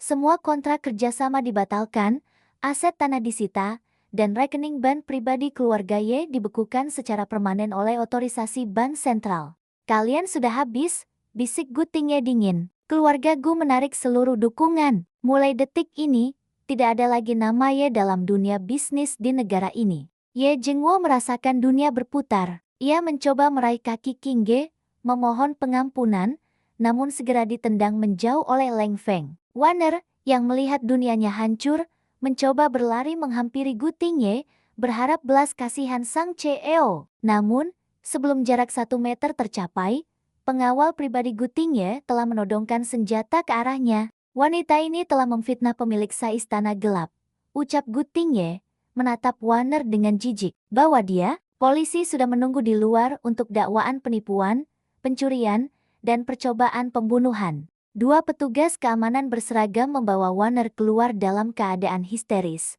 Tidak ada lagi gaun mewah, tidak ada lagi mahkota ratu palsu. Hanya seorang gadis manipulatif yang kini harus menghadapi realitas hukum yang kejam. King Ge menatap Gu Tingye. Mengapa Anda melakukan ini? Kita tidak memiliki kesepakatan sebelumnya. Gu Tingye melangkah mendekat, membisikkan sesuatu di dekat telinga sang ratu mafia. Suaranya rendah dan syarat akan ketertarikan. Dunia ini terlalu kecil untuk dua penguasa yang beroperasi di jalur yang berbeda. Jika kita bersatu, tidak ada 1 inci pun tanah di dunia ini yang tidak akan tunduk pada perintah kita. Apakah tawaran itu terdengar menarik, Tuan S? King Ge terdiam sejenak, lalu menyunggingkan senyum miring. Pertarungan antara dua predator ini baru saja berubah menjadi aliansi yang paling mematikan dalam sejarah. 3 bulan telah berlalu sejak malam perjamuan yang mengguncang fondasi ekonomi kota A. Keluarga Ye kini hanyalah sejarah kelam yang terkubur oleh waktu. Tuan dan Nyonya Ye yang terbiasa hidup mewah kini terpaksa bekerja di tempat pencucian piring di pinggiran kota untuk menyambung hidup.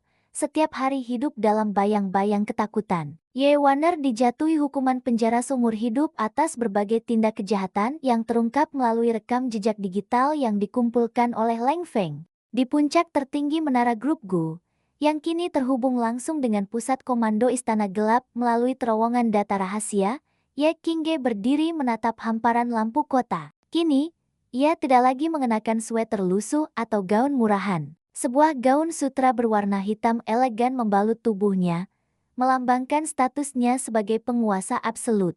Di belakangnya, langkah kaki tegas mendekat.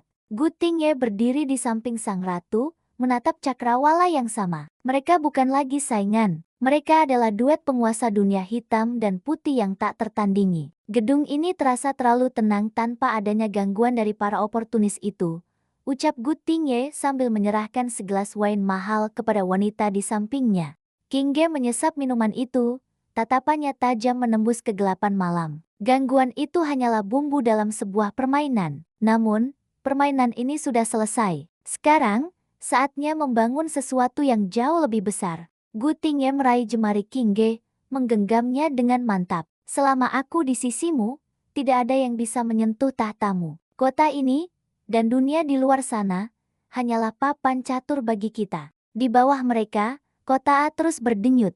Namun, tidak ada yang tahu bahwa di balik dinding-dinding kaca pencakar langit itu, dua jiwa yang paling berbahaya di dunia kini tengah memegang kendali penuh. Sang pewaris asli telah kembali, bukan untuk merebut apa yang seharusnya menjadi miliknya, melainkan untuk menegaskan bahwa dialah satu-satunya penguasa takdir. Kehidupan sebagai ratu mafia dan raja dunia bawah baru saja dimulai, dan bagi siapapun yang berani mengusik ketenangan mereka, mereka akan segera mengetahui bahwa di atas langit, masih ada langit dan di atas segalanya, ada Ye King Ge dan Gu Tingye. Gerbang besi tempa setinggi 3 meter itu terbuka perlahan, mengeluarkan derit halus yang seolah mengeluhkan kedatangan tamu tak diundang. Sebuah sedan Maybach hitam pekat meluncur mulus melewati taman bergaya Eropa yang dipangkas rapi, membelah rintik hujan musim gugur yang mulai turun membasahi kota. Di kursi belakang mobil mewah tersebut, duduk seorang gadis muda dengan tatapan sedingin danau beku.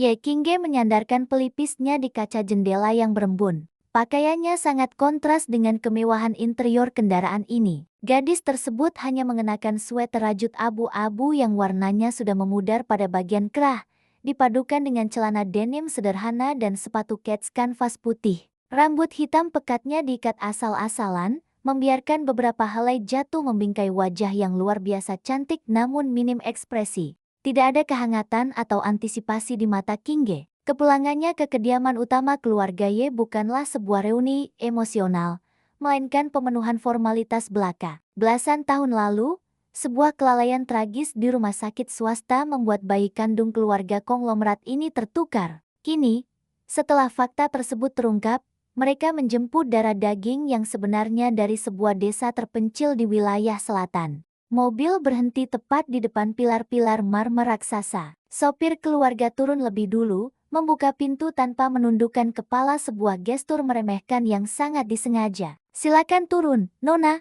Tuan besar dan Nyonya sudah menunggu di ruang tamu, ucap sopir itu dengan nada datar. Kingge melangkah keluar. Udara dingin langsung menerpa wajahnya. Namun postur tubuhnya tetap tegak, santai, seolah dirinya sedang berjalan-jalan di taman kota, bukan memasuki sarang singa. Sepatu ketsnya melangkah melewati pintu ganda dari kayu mahoni berukir, membawa gadis itu masuk ke dalam kemegahan ruang tamu keluarga Ye yang dihiasi lampu gantung kristal Swarovski. Di sofa kulit berlapis emas, sepasang suami istri parubaya duduk dengan postur kaku. Tuan Ye Jingwo, menyesap cerutu dengan dahi berkerut dalam. Sementara istrinya, Shen Man, memutar-mutar cincin zamrud di jarinya dengan gelisah. Saat pandangan mereka berdua jatuh pada sosok Kingge, sekejap mata, kekecewaan telanjang terpampang jelas di wajah orang tua biologis tersebut. Shen Man menghela napas panjang, nyaris menyerupai rintihan. Wanita sosialita itu menatap dari ujung kepala hingga ujung kaki putri kandungnya. Tidak ada keanggunan. Tidak ada aura bangsawan, hanya seorang gadis udik yang auranya terlalu suram. Jadi, kamu benar-benar putriku. Suara Shen Man terdengar bergetar, bukan karena haru, melainkan frustrasi. Mulai hari ini, namamu adalah Ye Kingge. Ingatlah baik-baik aturan di rumah ini. Jangan membawa kebiasaan buruk dari pedesaan ke dalam pergaulan kelas atas. Belum sempat Kingge merespons, suara langkah kaki ringan terdengar menuruni tangga puala melingkar. Ibu, ayah, apakah saudariku sudah tiba? Seorang gadis seumuran Kingge berlari kecil dengan anggun. Gaun sutra putih khusus rancangan desainer ternama membalut tubuhnya, menonjolkan kulit seputih porselen dan senyum semanis madu. Dialah Ye Wanner, pewaris palsu yang selama ini menikmati kasih sayang, kekayaan, dan status yang seharusnya menjadi milik Kingge. Wanner menghampiri Shen Man, memeluk lengan wanita parubaya itu dengan manja sebelum menoleh ke arah tamu baru mereka. Mata bulat Wanner berkaca-kaca, menampilkan simpati yang dipoles sempurna. Halo, Kingge, aku Wanner. Sapa gadis bergaun putih itu dengan suara lembut.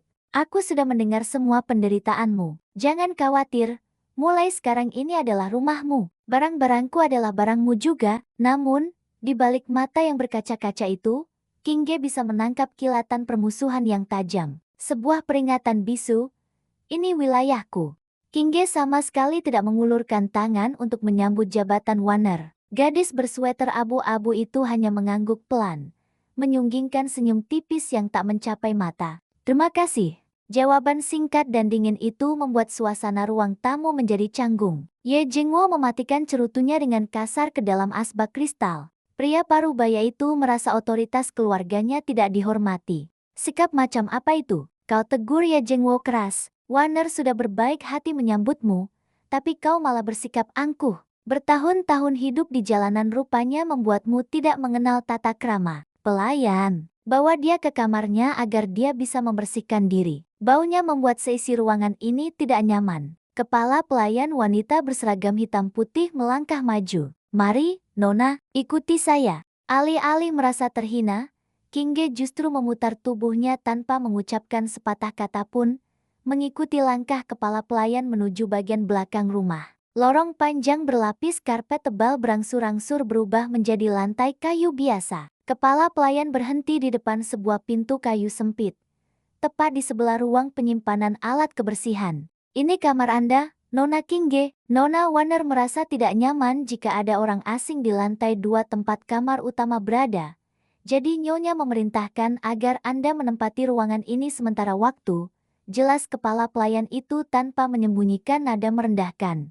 Pintu dibuka, memperlihatkan ruangan sempit seukuran lemari pakaian raksasa. Tidak ada jendela, hanya ada ranjang besi berukuran tunggal, meja kayu reyot, dan sebuah lemari plastik. Bahkan kamar pelayan senior jauh lebih mewah daripada tempat ini. Keluarga Ye jelas ingin memberikan serangan mental pertama, memperjelas hierarki bahwa anak kandung sekalipun tidak akan bisa menggeser posisi anak angkat kesayangan mereka. Bagus, komentar Kingge datar. Kau boleh pergi.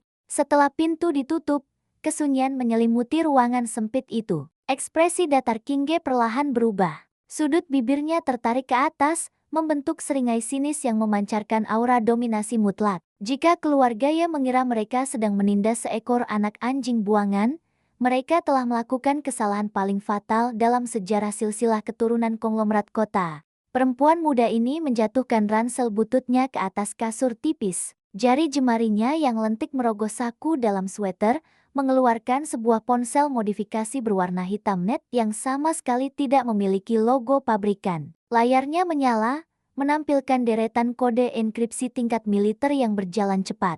Hanya butuh 3 detik untuk membuka akses satelit pribadi. King Ge mengetikkan sebuah pesan singkat melalui jaringan komunikasi terenkripsi dark web. Target telah ditembus. Aku sedang masuk, awasi pergerakan keluarga Ye dan semua aset anak perusahaan mereka. Dalam hitungan detik, balasan muncul di layar. Diterima, bos. Pasukan bayangan sudah bersiaga di perbatasan kota A. Apakah Anda butuh kami meratakan rumah itu malam ini? Leng Feng King Ge terkekeh pelan membaca balasan tangan kanannya yang selalu agresif. Jemarinya kembali menari di atas layar virtual. Tidak perlu, permainan baru saja dimulai. Biarkan mereka merasa berada di atas angin. Kehancuran yang datang dari rasa aman adalah jenis kehancuran yang paling indah. Sang Ratu Mafia mematikan layar ponselnya. Di ruangan gelap yang pengap ini, mata tajamnya bersinar laksana pemangsa di puncak rantai makanan. Keluarga Ye baru saja mengundang badai terburuk masuk ke dalam rumah mereka sendiri. Sinar matahari pagi menembus tirai tipis di ruang makan keluarga Ye, memantul di atas perabotan perak dan cangkir porselen berisi teh Earl Grey kualitas premium. Suasana sarapan pagi itu terasa canggung dan berat. King Ge duduk di ujung meja yang paling jauh, memotong sepotong roti panggang dengan gerakan tenang dan teratur. Di ujung lain, Shen Man terus menatap putri kandungnya dengan tatapan menghakimi. Pakaian yang dikenakan gadis itu hari ini tetap sederhana, sebuah kemeja katun kebesaran berwarna putih polos. Sangat tidak pantas dipandang oleh mata seorang sosialita. Besok malam adalah pesta amal tahunan Asosiasi Bisnis Kota A, buka Shen Man, memecah kesunyian dengan nada memerintah. Seluruh keluarga bangsawan dan direktur perusahaan multinasional akan hadir. Warner akan mewakili yayasan seni kita. Warner tersenyum manis, memotong sosis di piringnya dengan sangat anggun. Ibu terlalu memujiku. Aku hanya mencoba membantu mengangkat nama baik keluarga. Kamu memang kebanggaan ibu, balas Shen Man, sebelum mengalihkan pandangan tajamnya ke arah ujung meja. Sedangkan kamu, King Ge, keluarga luar sudah mulai mendengar rumor tentang kepulanganmu. Jika kau tidak hadir, wartawan akan menulis gosip buruk tentang keluarga Ye. Siang ini, Warner akan membawamu ke Plaza Toil. Beli beberapa pakaian yang layak. Jangan membuat kami malu. King Ge mengunyah makanannya perlahan, menelan, lalu menyeka bibirnya dengan serbet. Baik, 3 jam kemudian, udara sejuk beraroma parfum mahal menyambut kedatangan mereka di Plaza Toil, pusat perbelanjaan paling eksklusif di jantung kota. Lantai marmer hitamnya memantulkan cahaya dari butik-butik merek dunia. Warner berjalan di depan dengan dagu terangkat, menikmati tatapan kagum dari para pengunjung. Di belakangnya, King Ge melangkah santai, wajahnya bersembunyi di balik topi bisbol hitam. Ayo kita ke lantai 3, ada butik perhiasan Lumire yang baru saja mengeluarkan koleksi musim gugur, ajak Warner dengan nada yang terdengar ramah. Namun sorot matanya merencanakan sesuatu. Begitu melangkah masuk ke dalam butik Lumire, manajer toko seorang wanita parubaya berpakaian rapi bernama Nyonya Lin langsung menyambut dengan senyum lebar. Nona Ye, suatu kehormatan menyambut Anda kembali. Apakah ada koleksi khusus yang ingin Anda lihat hari ini? Sapa Nyonya Lin penuh hormat. Namun, ketika pandangannya beralih ke sosok berpakaian kasual di belakang Warner, senyum manajer itu sedikit memudar. Ia menatap King Ge dengan sorot curiga, seolah melihat penyusup di tempat suci milik para miliarder. Ini saudariku, King Ge. Tolong layani dia dengan baik, jangan biarkan dia merasa tidak nyaman, ucap Warner dengan suara yang sengaja dikeraskan agar staf lain mendengarnya. Kalimat itu dirancang sedemikian rupa untuk menampilkan kebaikan hatinya, sekaligus mempertegas bahwa gadis di belakangnya adalah orang luar yang butuh belas kasihan. Warner melangkah menuju etalase kaca berlapis emas di tengah ruangan. Matanya berbinar menatap sebuah kalung berlian berpotongan buah pir yang sangat berkilau. Nyonya Lin, tolong keluarkan Tears of Aphrodite. Aku ingin mencobanya. Manajer toko segera memakai sarung tangan beludru dan mengeluarkan perhiasan senilai jutaan dolar tersebut. Warner menempatkan kalung itu di lehernya, mengagumi pantulan dirinya di cermin. Kinge, kemarilah, panggil Warner tiba-tiba. Tolong pegangkan tasku sebentar, aku ingin melihat kalung ini dari berbagai sudut cahaya. Tanpa banyak bicara, Kinge menerima tas tangan bermerek tersebut. Jarak mereka kini sangat dekat.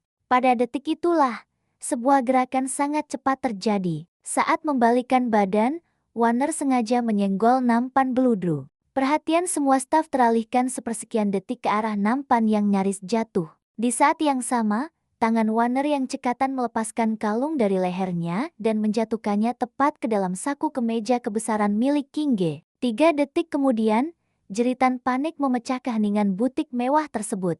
Kalungku, kalungnya hilang, teriak Warner, memegang lehernya yang kini kosong. Air mata langsung menggenang di pelupuk matanya. Nyonya Lin dan 2 petugas keamanan butik bergegas mendekat.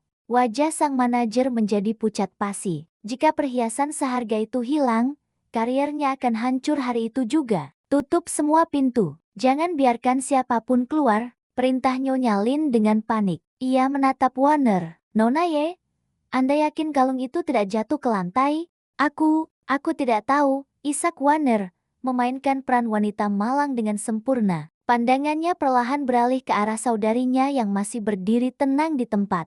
Tadi kalung itu masih ada di leherku. Lalu Kinge berdiri sangat dekat denganku. Semua mata di ruangan itu seketika tertuju pada gadis bertopi bisbol hitam. Tatapan menghakimi, curiga, dan merendahkan langsung menusuk seperti ratusan jarum kasat mata. Nona, mohon maaf, kami harus memeriksa barang bawaan dan pakaian Anda, tegas Nyonya Lin, melangkah maju dengan dukungan 2 petugas keamanan berbadan besar. Sebuah barang bernilai fantastis baru saja hilang. Alih-alih panik atau membelah diri dengan histeris, Kinge menyilangkan lengan di depan dada. Posturnya tetap rileks, namun suhu di sekitar gadis itu seakan turun drastis. Mata dinginnya menatap lurus ke arah Warner yang sedang menyembunyikan seringai puas di balik isak tangis palsunya. Kalian ingin menggeledahku tanpa bukti, hanya berdasarkan tuduhan tak berdasar. Suara Kinge terdengar jernih dan tajam, menggema di dinding marmer butik. Bukti apa lagi yang dibutuhkan? Nyonya Lin mulai kehilangan kesabaran. Pakaian lusuh pengunjung misterius ini sudah menjadi bukti kuat di matanya. Hanya Anda yang berada di dekat Nona Warner. Jika Anda tidak mencurinya, mengapa Anda takut digeledah? Satpam, tahan dia. Ketika tangan kasar salah satu petugas keamanan hendak menyentuh bahunya, Kinge bergerak. Tidak ada yang bisa melihat dengan jelas bagaimana caranya.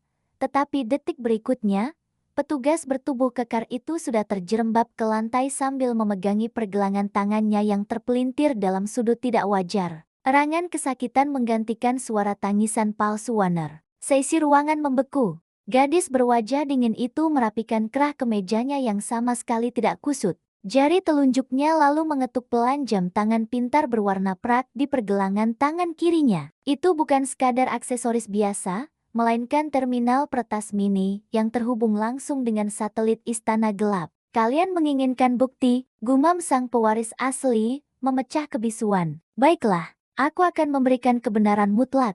Hanya dengan 2 kali ketukan, sistem keamanan canggih butik Lumire berhasil diretas sepenuhnya. Layar presentasi digital berukuran besar yang menempel di dinding utama butik, yang tadinya memutar video promosi model internasional, tiba-tiba berkedip hitam. Dalam hitungan detik, layar raksasa tersebut menampilkan rekaman CCTV dari 3 sudut berbeda dengan resolusi tingkat tinggi. Bukan rekaman dari kamera keamanan biasa, melainkan hasil retasan langsung ke sistem kamera tersembunyi yang diletakkan di dalam etalase kaca. Video itu diputar ulang dengan gerakan lambat slow motion. Terlihat sangat jelas di layar raksasa. Warner tersenyum ke arah cermin, tangannya dengan sengaja melepas kait kalung berlian tersebut, memutar tubuhnya seolah menyenggol nampan beludru, lalu dengan sangat mulus menyelipkan perhiasan berkilau itu ke dalam saku kemeja Kinge yang sedang lengah. Tidak ada ruang untuk penyangkalan. Jejak digital itu seterang siang hari. Wajah Warner yang tadinya merah karena menangis, kini berubah sepucat kertas. Bibirnya bergetar hebat. Nyonya Lin dan para staf butik melebarkan mata tak percaya.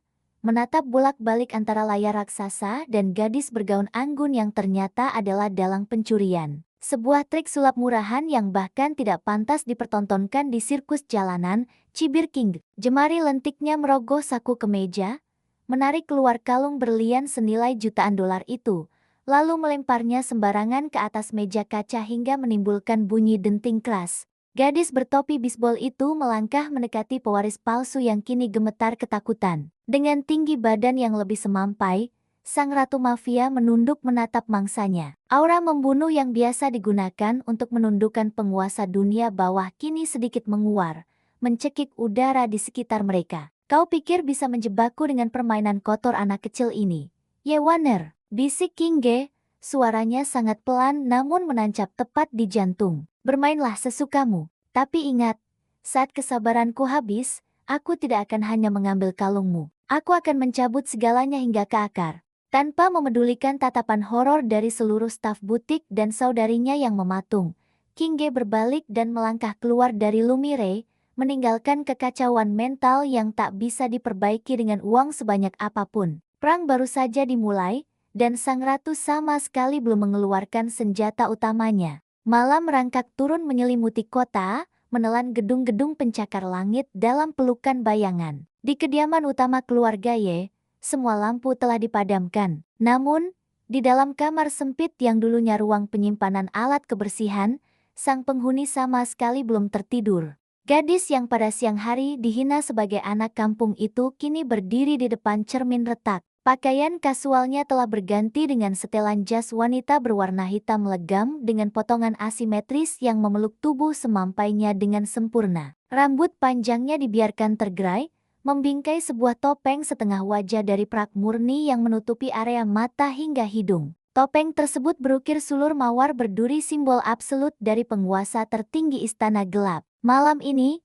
Ye King Ge bukan lagi pewaris keluarga Ye yang terbuang. Sang ratu mafia telah terbangun. Jendela kecil di dekat atap terbuka tanpa suara. Dengan satu lompatan ringan yang melawan gravitasi, tubuh ramping berlapis hitam itu melesat keluar menembus kegelapan malam. Di ujung jalan raya yang sepi, sebuah hypercar Koenigsegg Jesko berwarna perak metalik sudah menunggu, mesinnya mengaum rendah bagaikan monster buas yang kelaparan. Leng Feng, pria bertubuh tegap dengan bekas luka memanjang di pipi kirinya, membukakan pintu pengemudi sambil menunduk hormat. Semua petinggi sudah berkumpul di rumah lelang aliansi naga. Bos, lapor pria itu dengan suara berat.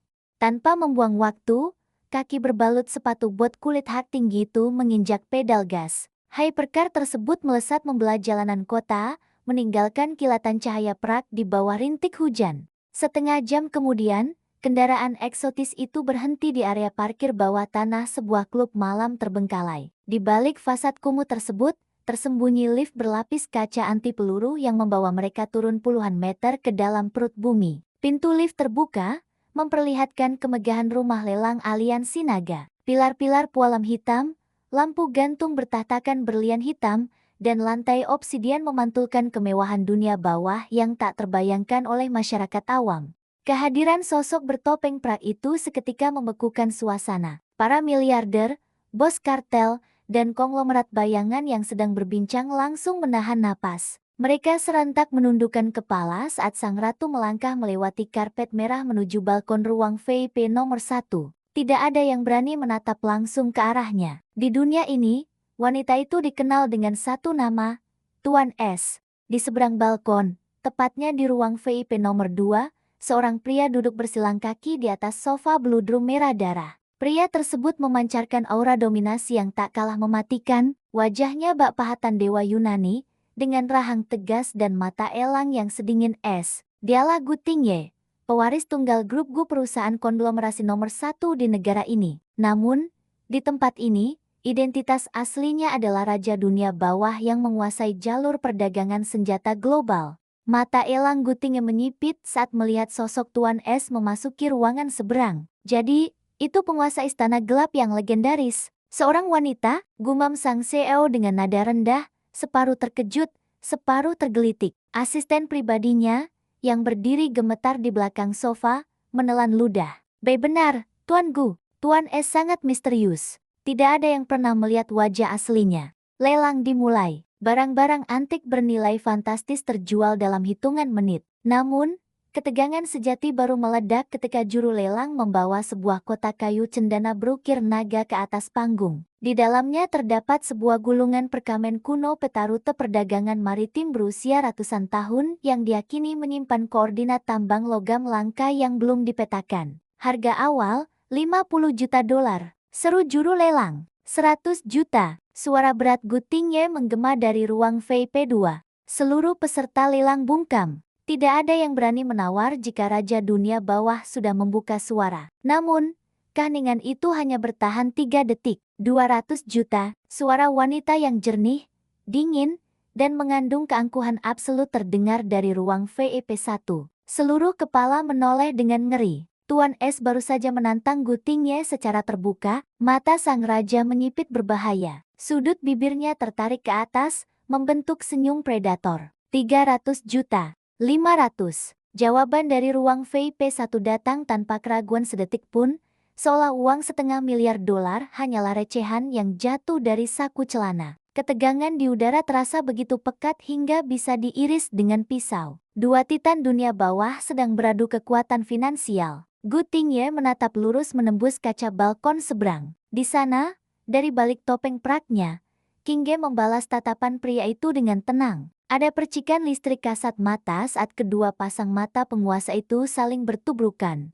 Gu Tingye mengangkat tangannya, memberi isyarat kepada juru lelang untuk menghentikan penawaran. Bukan karena kekurangan dana, melainkan karena rasa penasarannya telah mengalahkan nilai barang tersebut. Biarkan dia mengambilnya, perintah pria bermata elang itu kepada asistennya. Tatapannya tidak lepas dari sosok ramping di seberang ruangan. Dan kerahkan unit intelijen tingkat 1.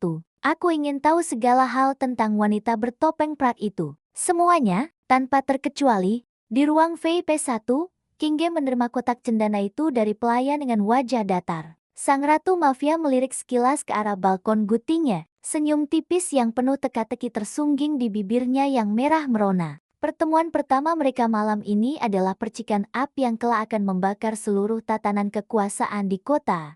Sinar matahari pagi kembali menuntut rutinitas normal. Selepas fajar, topeng prak telah disimpan rapat di dalam brankas tersembunyi. Ye Qingge kembali mengenakan pakaian kasualnya, sebuah sweater rajut berwarna biru tua dan kacamata berbingkai bulat yang membuat wajah cantiknya terlihat jauh lebih polos dan kutu buku. Tujuan hari ini adalah Universitas Internasional Jingcheng, institusi pendidikan paling bergengsi di negara ini. Hanya keturunan bangsawan, pewaris perusahaan raksasa, dan jenius tingkat nasional yang bisa menginjakkan kaki di tanah kampus seluas 100 hektare tersebut.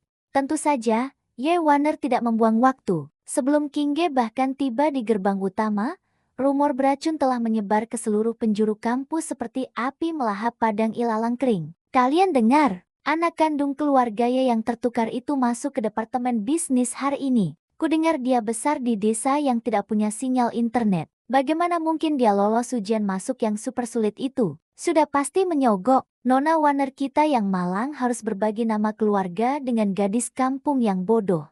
Setiap langkah Qingge di koridor fakultas diiringi tatapan merendahkan dan bisikan mencemooh. Namun, gadis bersweater biru itu melangkah dengan ritme yang tenang. Wajahnya sama sekali tidak terganggu oleh badai gosip di sekitarnya. Sang ratu telah memimpin ribuan pasukan elit menyabung nyawa di medan pertempuran bawah tanah. Cemoohan sekumpulan mahasiswa manja tidak lebih dari dengungan nyamuk di telinganya.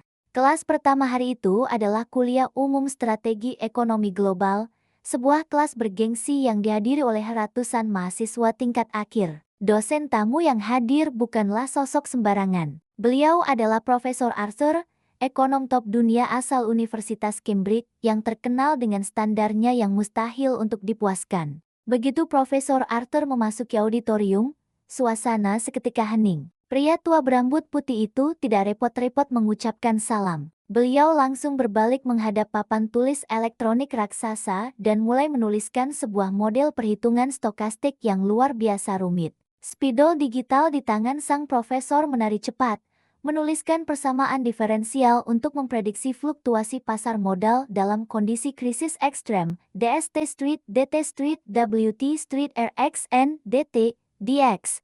Ratusan mahasiswa di auditorium menatap papan tulis dengan mulut setengah terbuka. Barisan persamaan, integral, dan variabel Yunani itu tampak seperti bahasa alien. Bahkan Yewaner, yang selama ini dicap sebagai mahasiswi paling jenius di angkatannya, mengerutkan dahi hingga alis cantiknya hampir bertaut.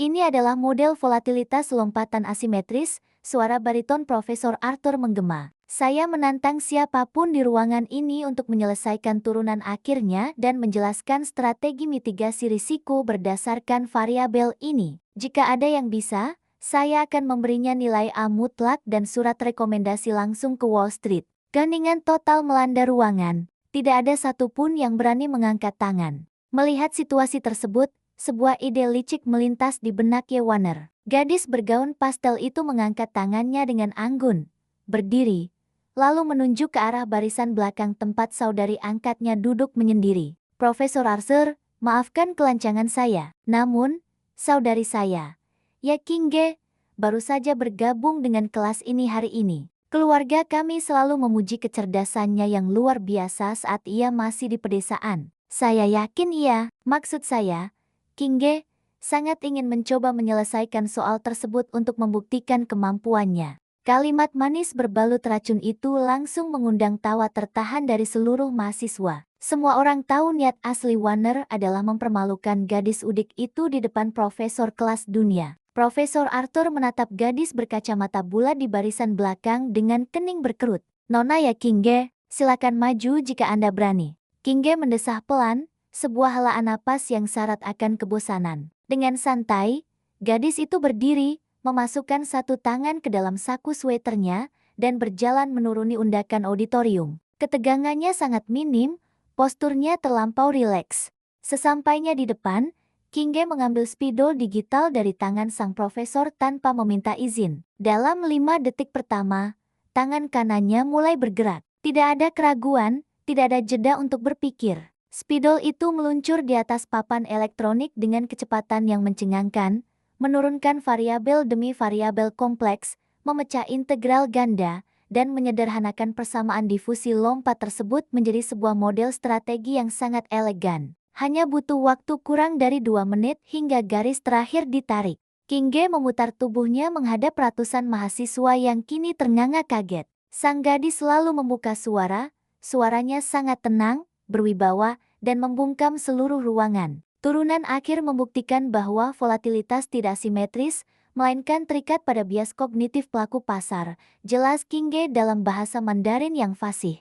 Gadis itu mengambil napas sejenak, lalu melirik ke arah profesor yang mematung. Dengan mulus, bahasa pengantarnya berganti menjadi bahasa Prancis beraksen Parisian kelas atas yang sempurna. En appliquant cette stratégie, les risques est réduit de 40%. Dengan menerapkan strategi ini, risiko berkurang hingga 40%. Belum selesai keterkejutan massa, Kinge mengakhiri penjelasannya dengan bahasa Rusia yang berat dan tajam, bahasa yang dikenal paling sulit dikuasai dalam dunia bisnis global. Efisiensi pasar bergantung pada kendali atas informasi. Kapur digital diletakkan perlahan di atas meja. Kinge menatap lurus ke arah Yewaner yang kini berpegangan pada pinggiran mejanya dengan wajah sepucat mayat. Sementara itu, tubuh Profesor Arthur mulai gemetar hebat. Mata tua pria itu berkaca-kaca saat menatap barisan persamaan di papan tulis. Bukan karena jawaban itu benar, melainkan karena tata letak, gaya penulisan, dan logika radikal tersebut sangat tidak asing baginya. Metode ini, suara Profesor Arthur serak, nyaris berbisik. Ini adalah modifikasi eksklusif dari The Ghost Formula. Satu-satunya orang di dunia yang memecahkan rumus ini adalah mentorku yang legendaris, Tuan S. Sang profesor menoleh lambat-lambat ke arah gadis bersweater biru di sampingnya.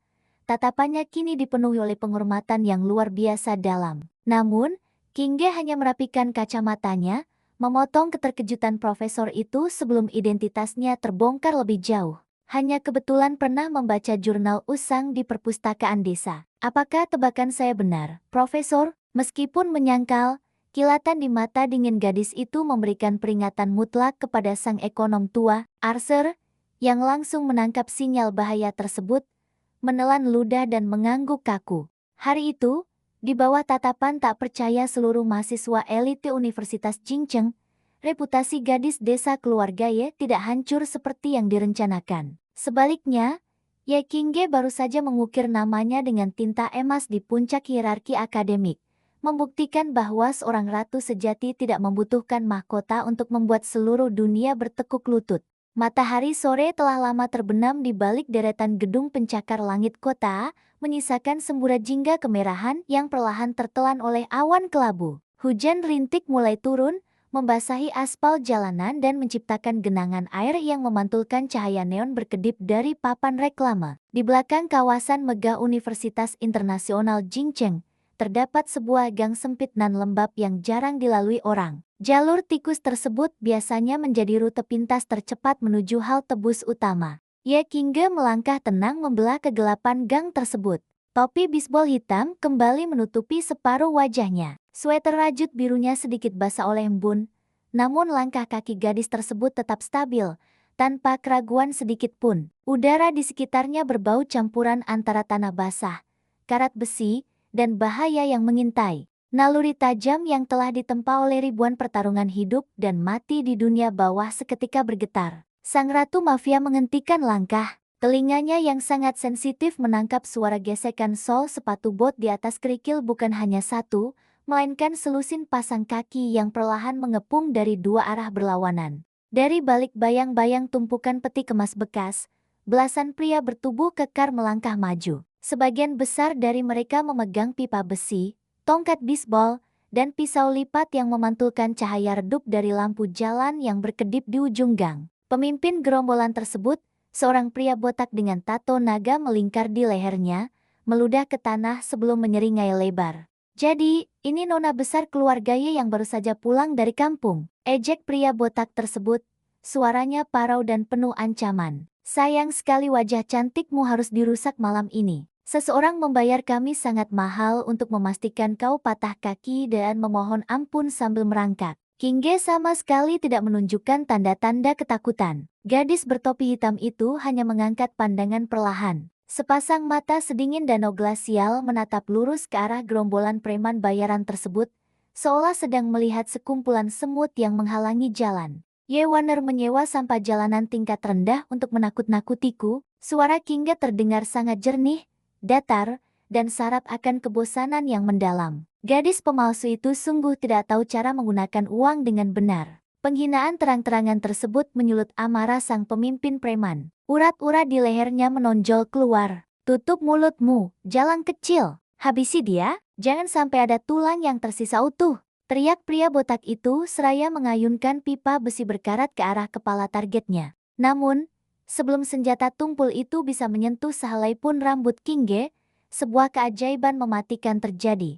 Udara di atas gang sempit tersebut seakan terbelah. Dari atas tembok bata setinggi 4 meter, bayangan-bayangan hitam berjatuhan bak tetesan hujan badai. Leng Feng, sang tangan kanan dengan bekas luka memanjang di wajah, mendarat sempurna tepat di depan bosnya. Tanpa mengucapkan sepatah kata pun, tangan kokoh pria berbalut pakaian serba hitam itu bergerak secepat kilat, mencengkram pergelangan tangan sang pemimpin preman, lalu memelintirnya hingga terdengar bunyi patahan tulang yang mengerikan. Jeritan agonis ketika memecah kesunyian malam. Hanya dalam hitungan 3 detik, belasan pasukan elit dari Istana Gelap telah mengambil alih arena. Mereka bergerak dalam keheningan absolut. Tidak ada teriakan, tidak ada gerakan membuang tenaga. Setiap pukulan, tendangan, dan kuncian dieksekusi dengan presisi mesin pembunuh kelas 1.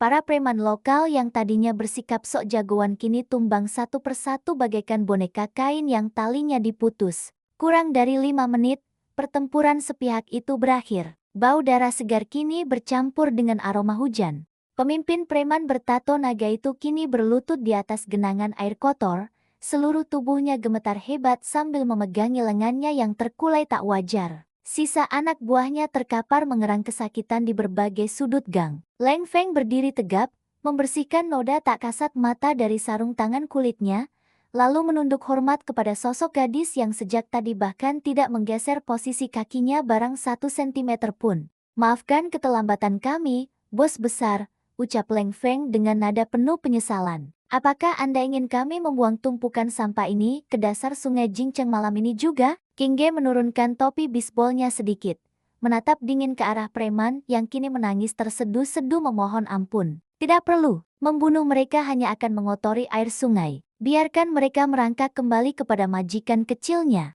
Pesan ketakutan jauh lebih efektif daripada kebisuan kematian.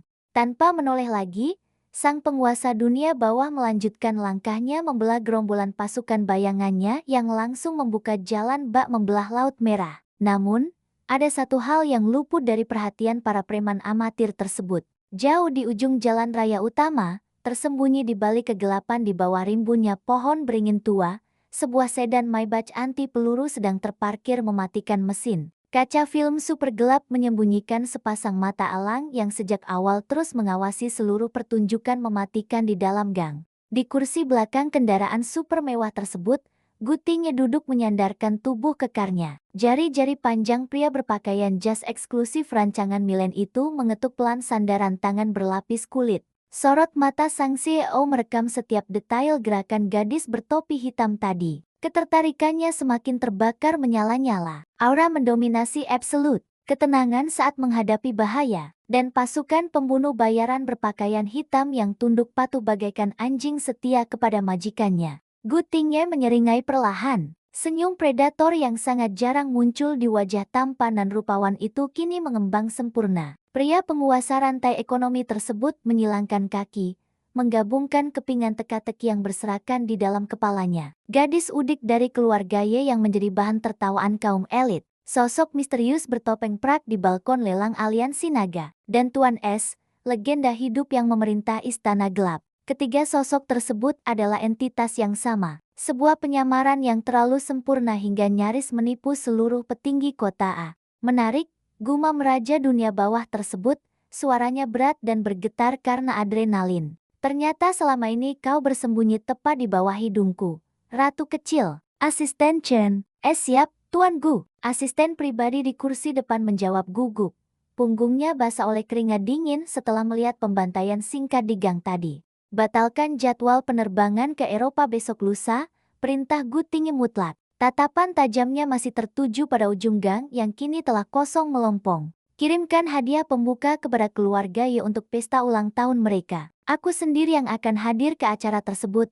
Pertunjukan utama baru saja akan dimulai, dan aku menolak kehilangan kursi barisan terdepan. 3 hari menjelang perayaan besar, kediaman utama keluarga Y berubah menjadi pusat kesibukan yang memusingkan kepala. Ribuan tangkai mawar putih langka diterbangkan langsung dari Belanda hanya untuk menghiasi pilar-pilar marmer di sepanjang jalan masuk. Para pelayan berlarian mondar-mandir membawa gulungan karpet merah, kristal dekorasi, hingga peralatan makan perak yang harus disemir 2 kali sehari. Ulang tahun ke-20 Ye Warner bukanlah sekadar perayaan pertambahan usia. Bagi Tuan Jingwo dan Nyonya Man, malam tersebut merupakan ajang deklarasi kekuatan finansial sekaligus panggung promosi untuk menjodohkan putri emas mereka dengan pewaris keluarga konglomerat papan atas. Ironi terbesar tergambar jelas di ruang keluarga siang itu. Sementara Warner sedang dikelilingi oleh 5 desainer mode dari Paris yang sibuk mencocokkan gaun sutra bertatakan berlian asli untuknya,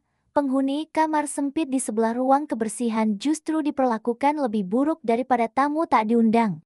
King Ge baru saja menjejakkan kaki di lantai kayu ruang tengah ketika Shen Man memanggil dengan nada penuh perintah. Wanita sosialita parubaya itu berdiri di dekat sofa, memegang sebuah kotak kardus pipih yang tampak sangat tidak pada tempatnya di antara lautan kemewahan ruangan tersebut. King Ge, kemarilah, panggil Shen Man dingin. Ini adalah pakaian yang akan kau kenakan untuk perjamuan besok malam. Ayahmu dan aku sepakat bahwa kau tetap harus hadir, walau sekadar berdiri di sudut ruangan, agar media tidak menuduh kami menelantarkan anak kandung.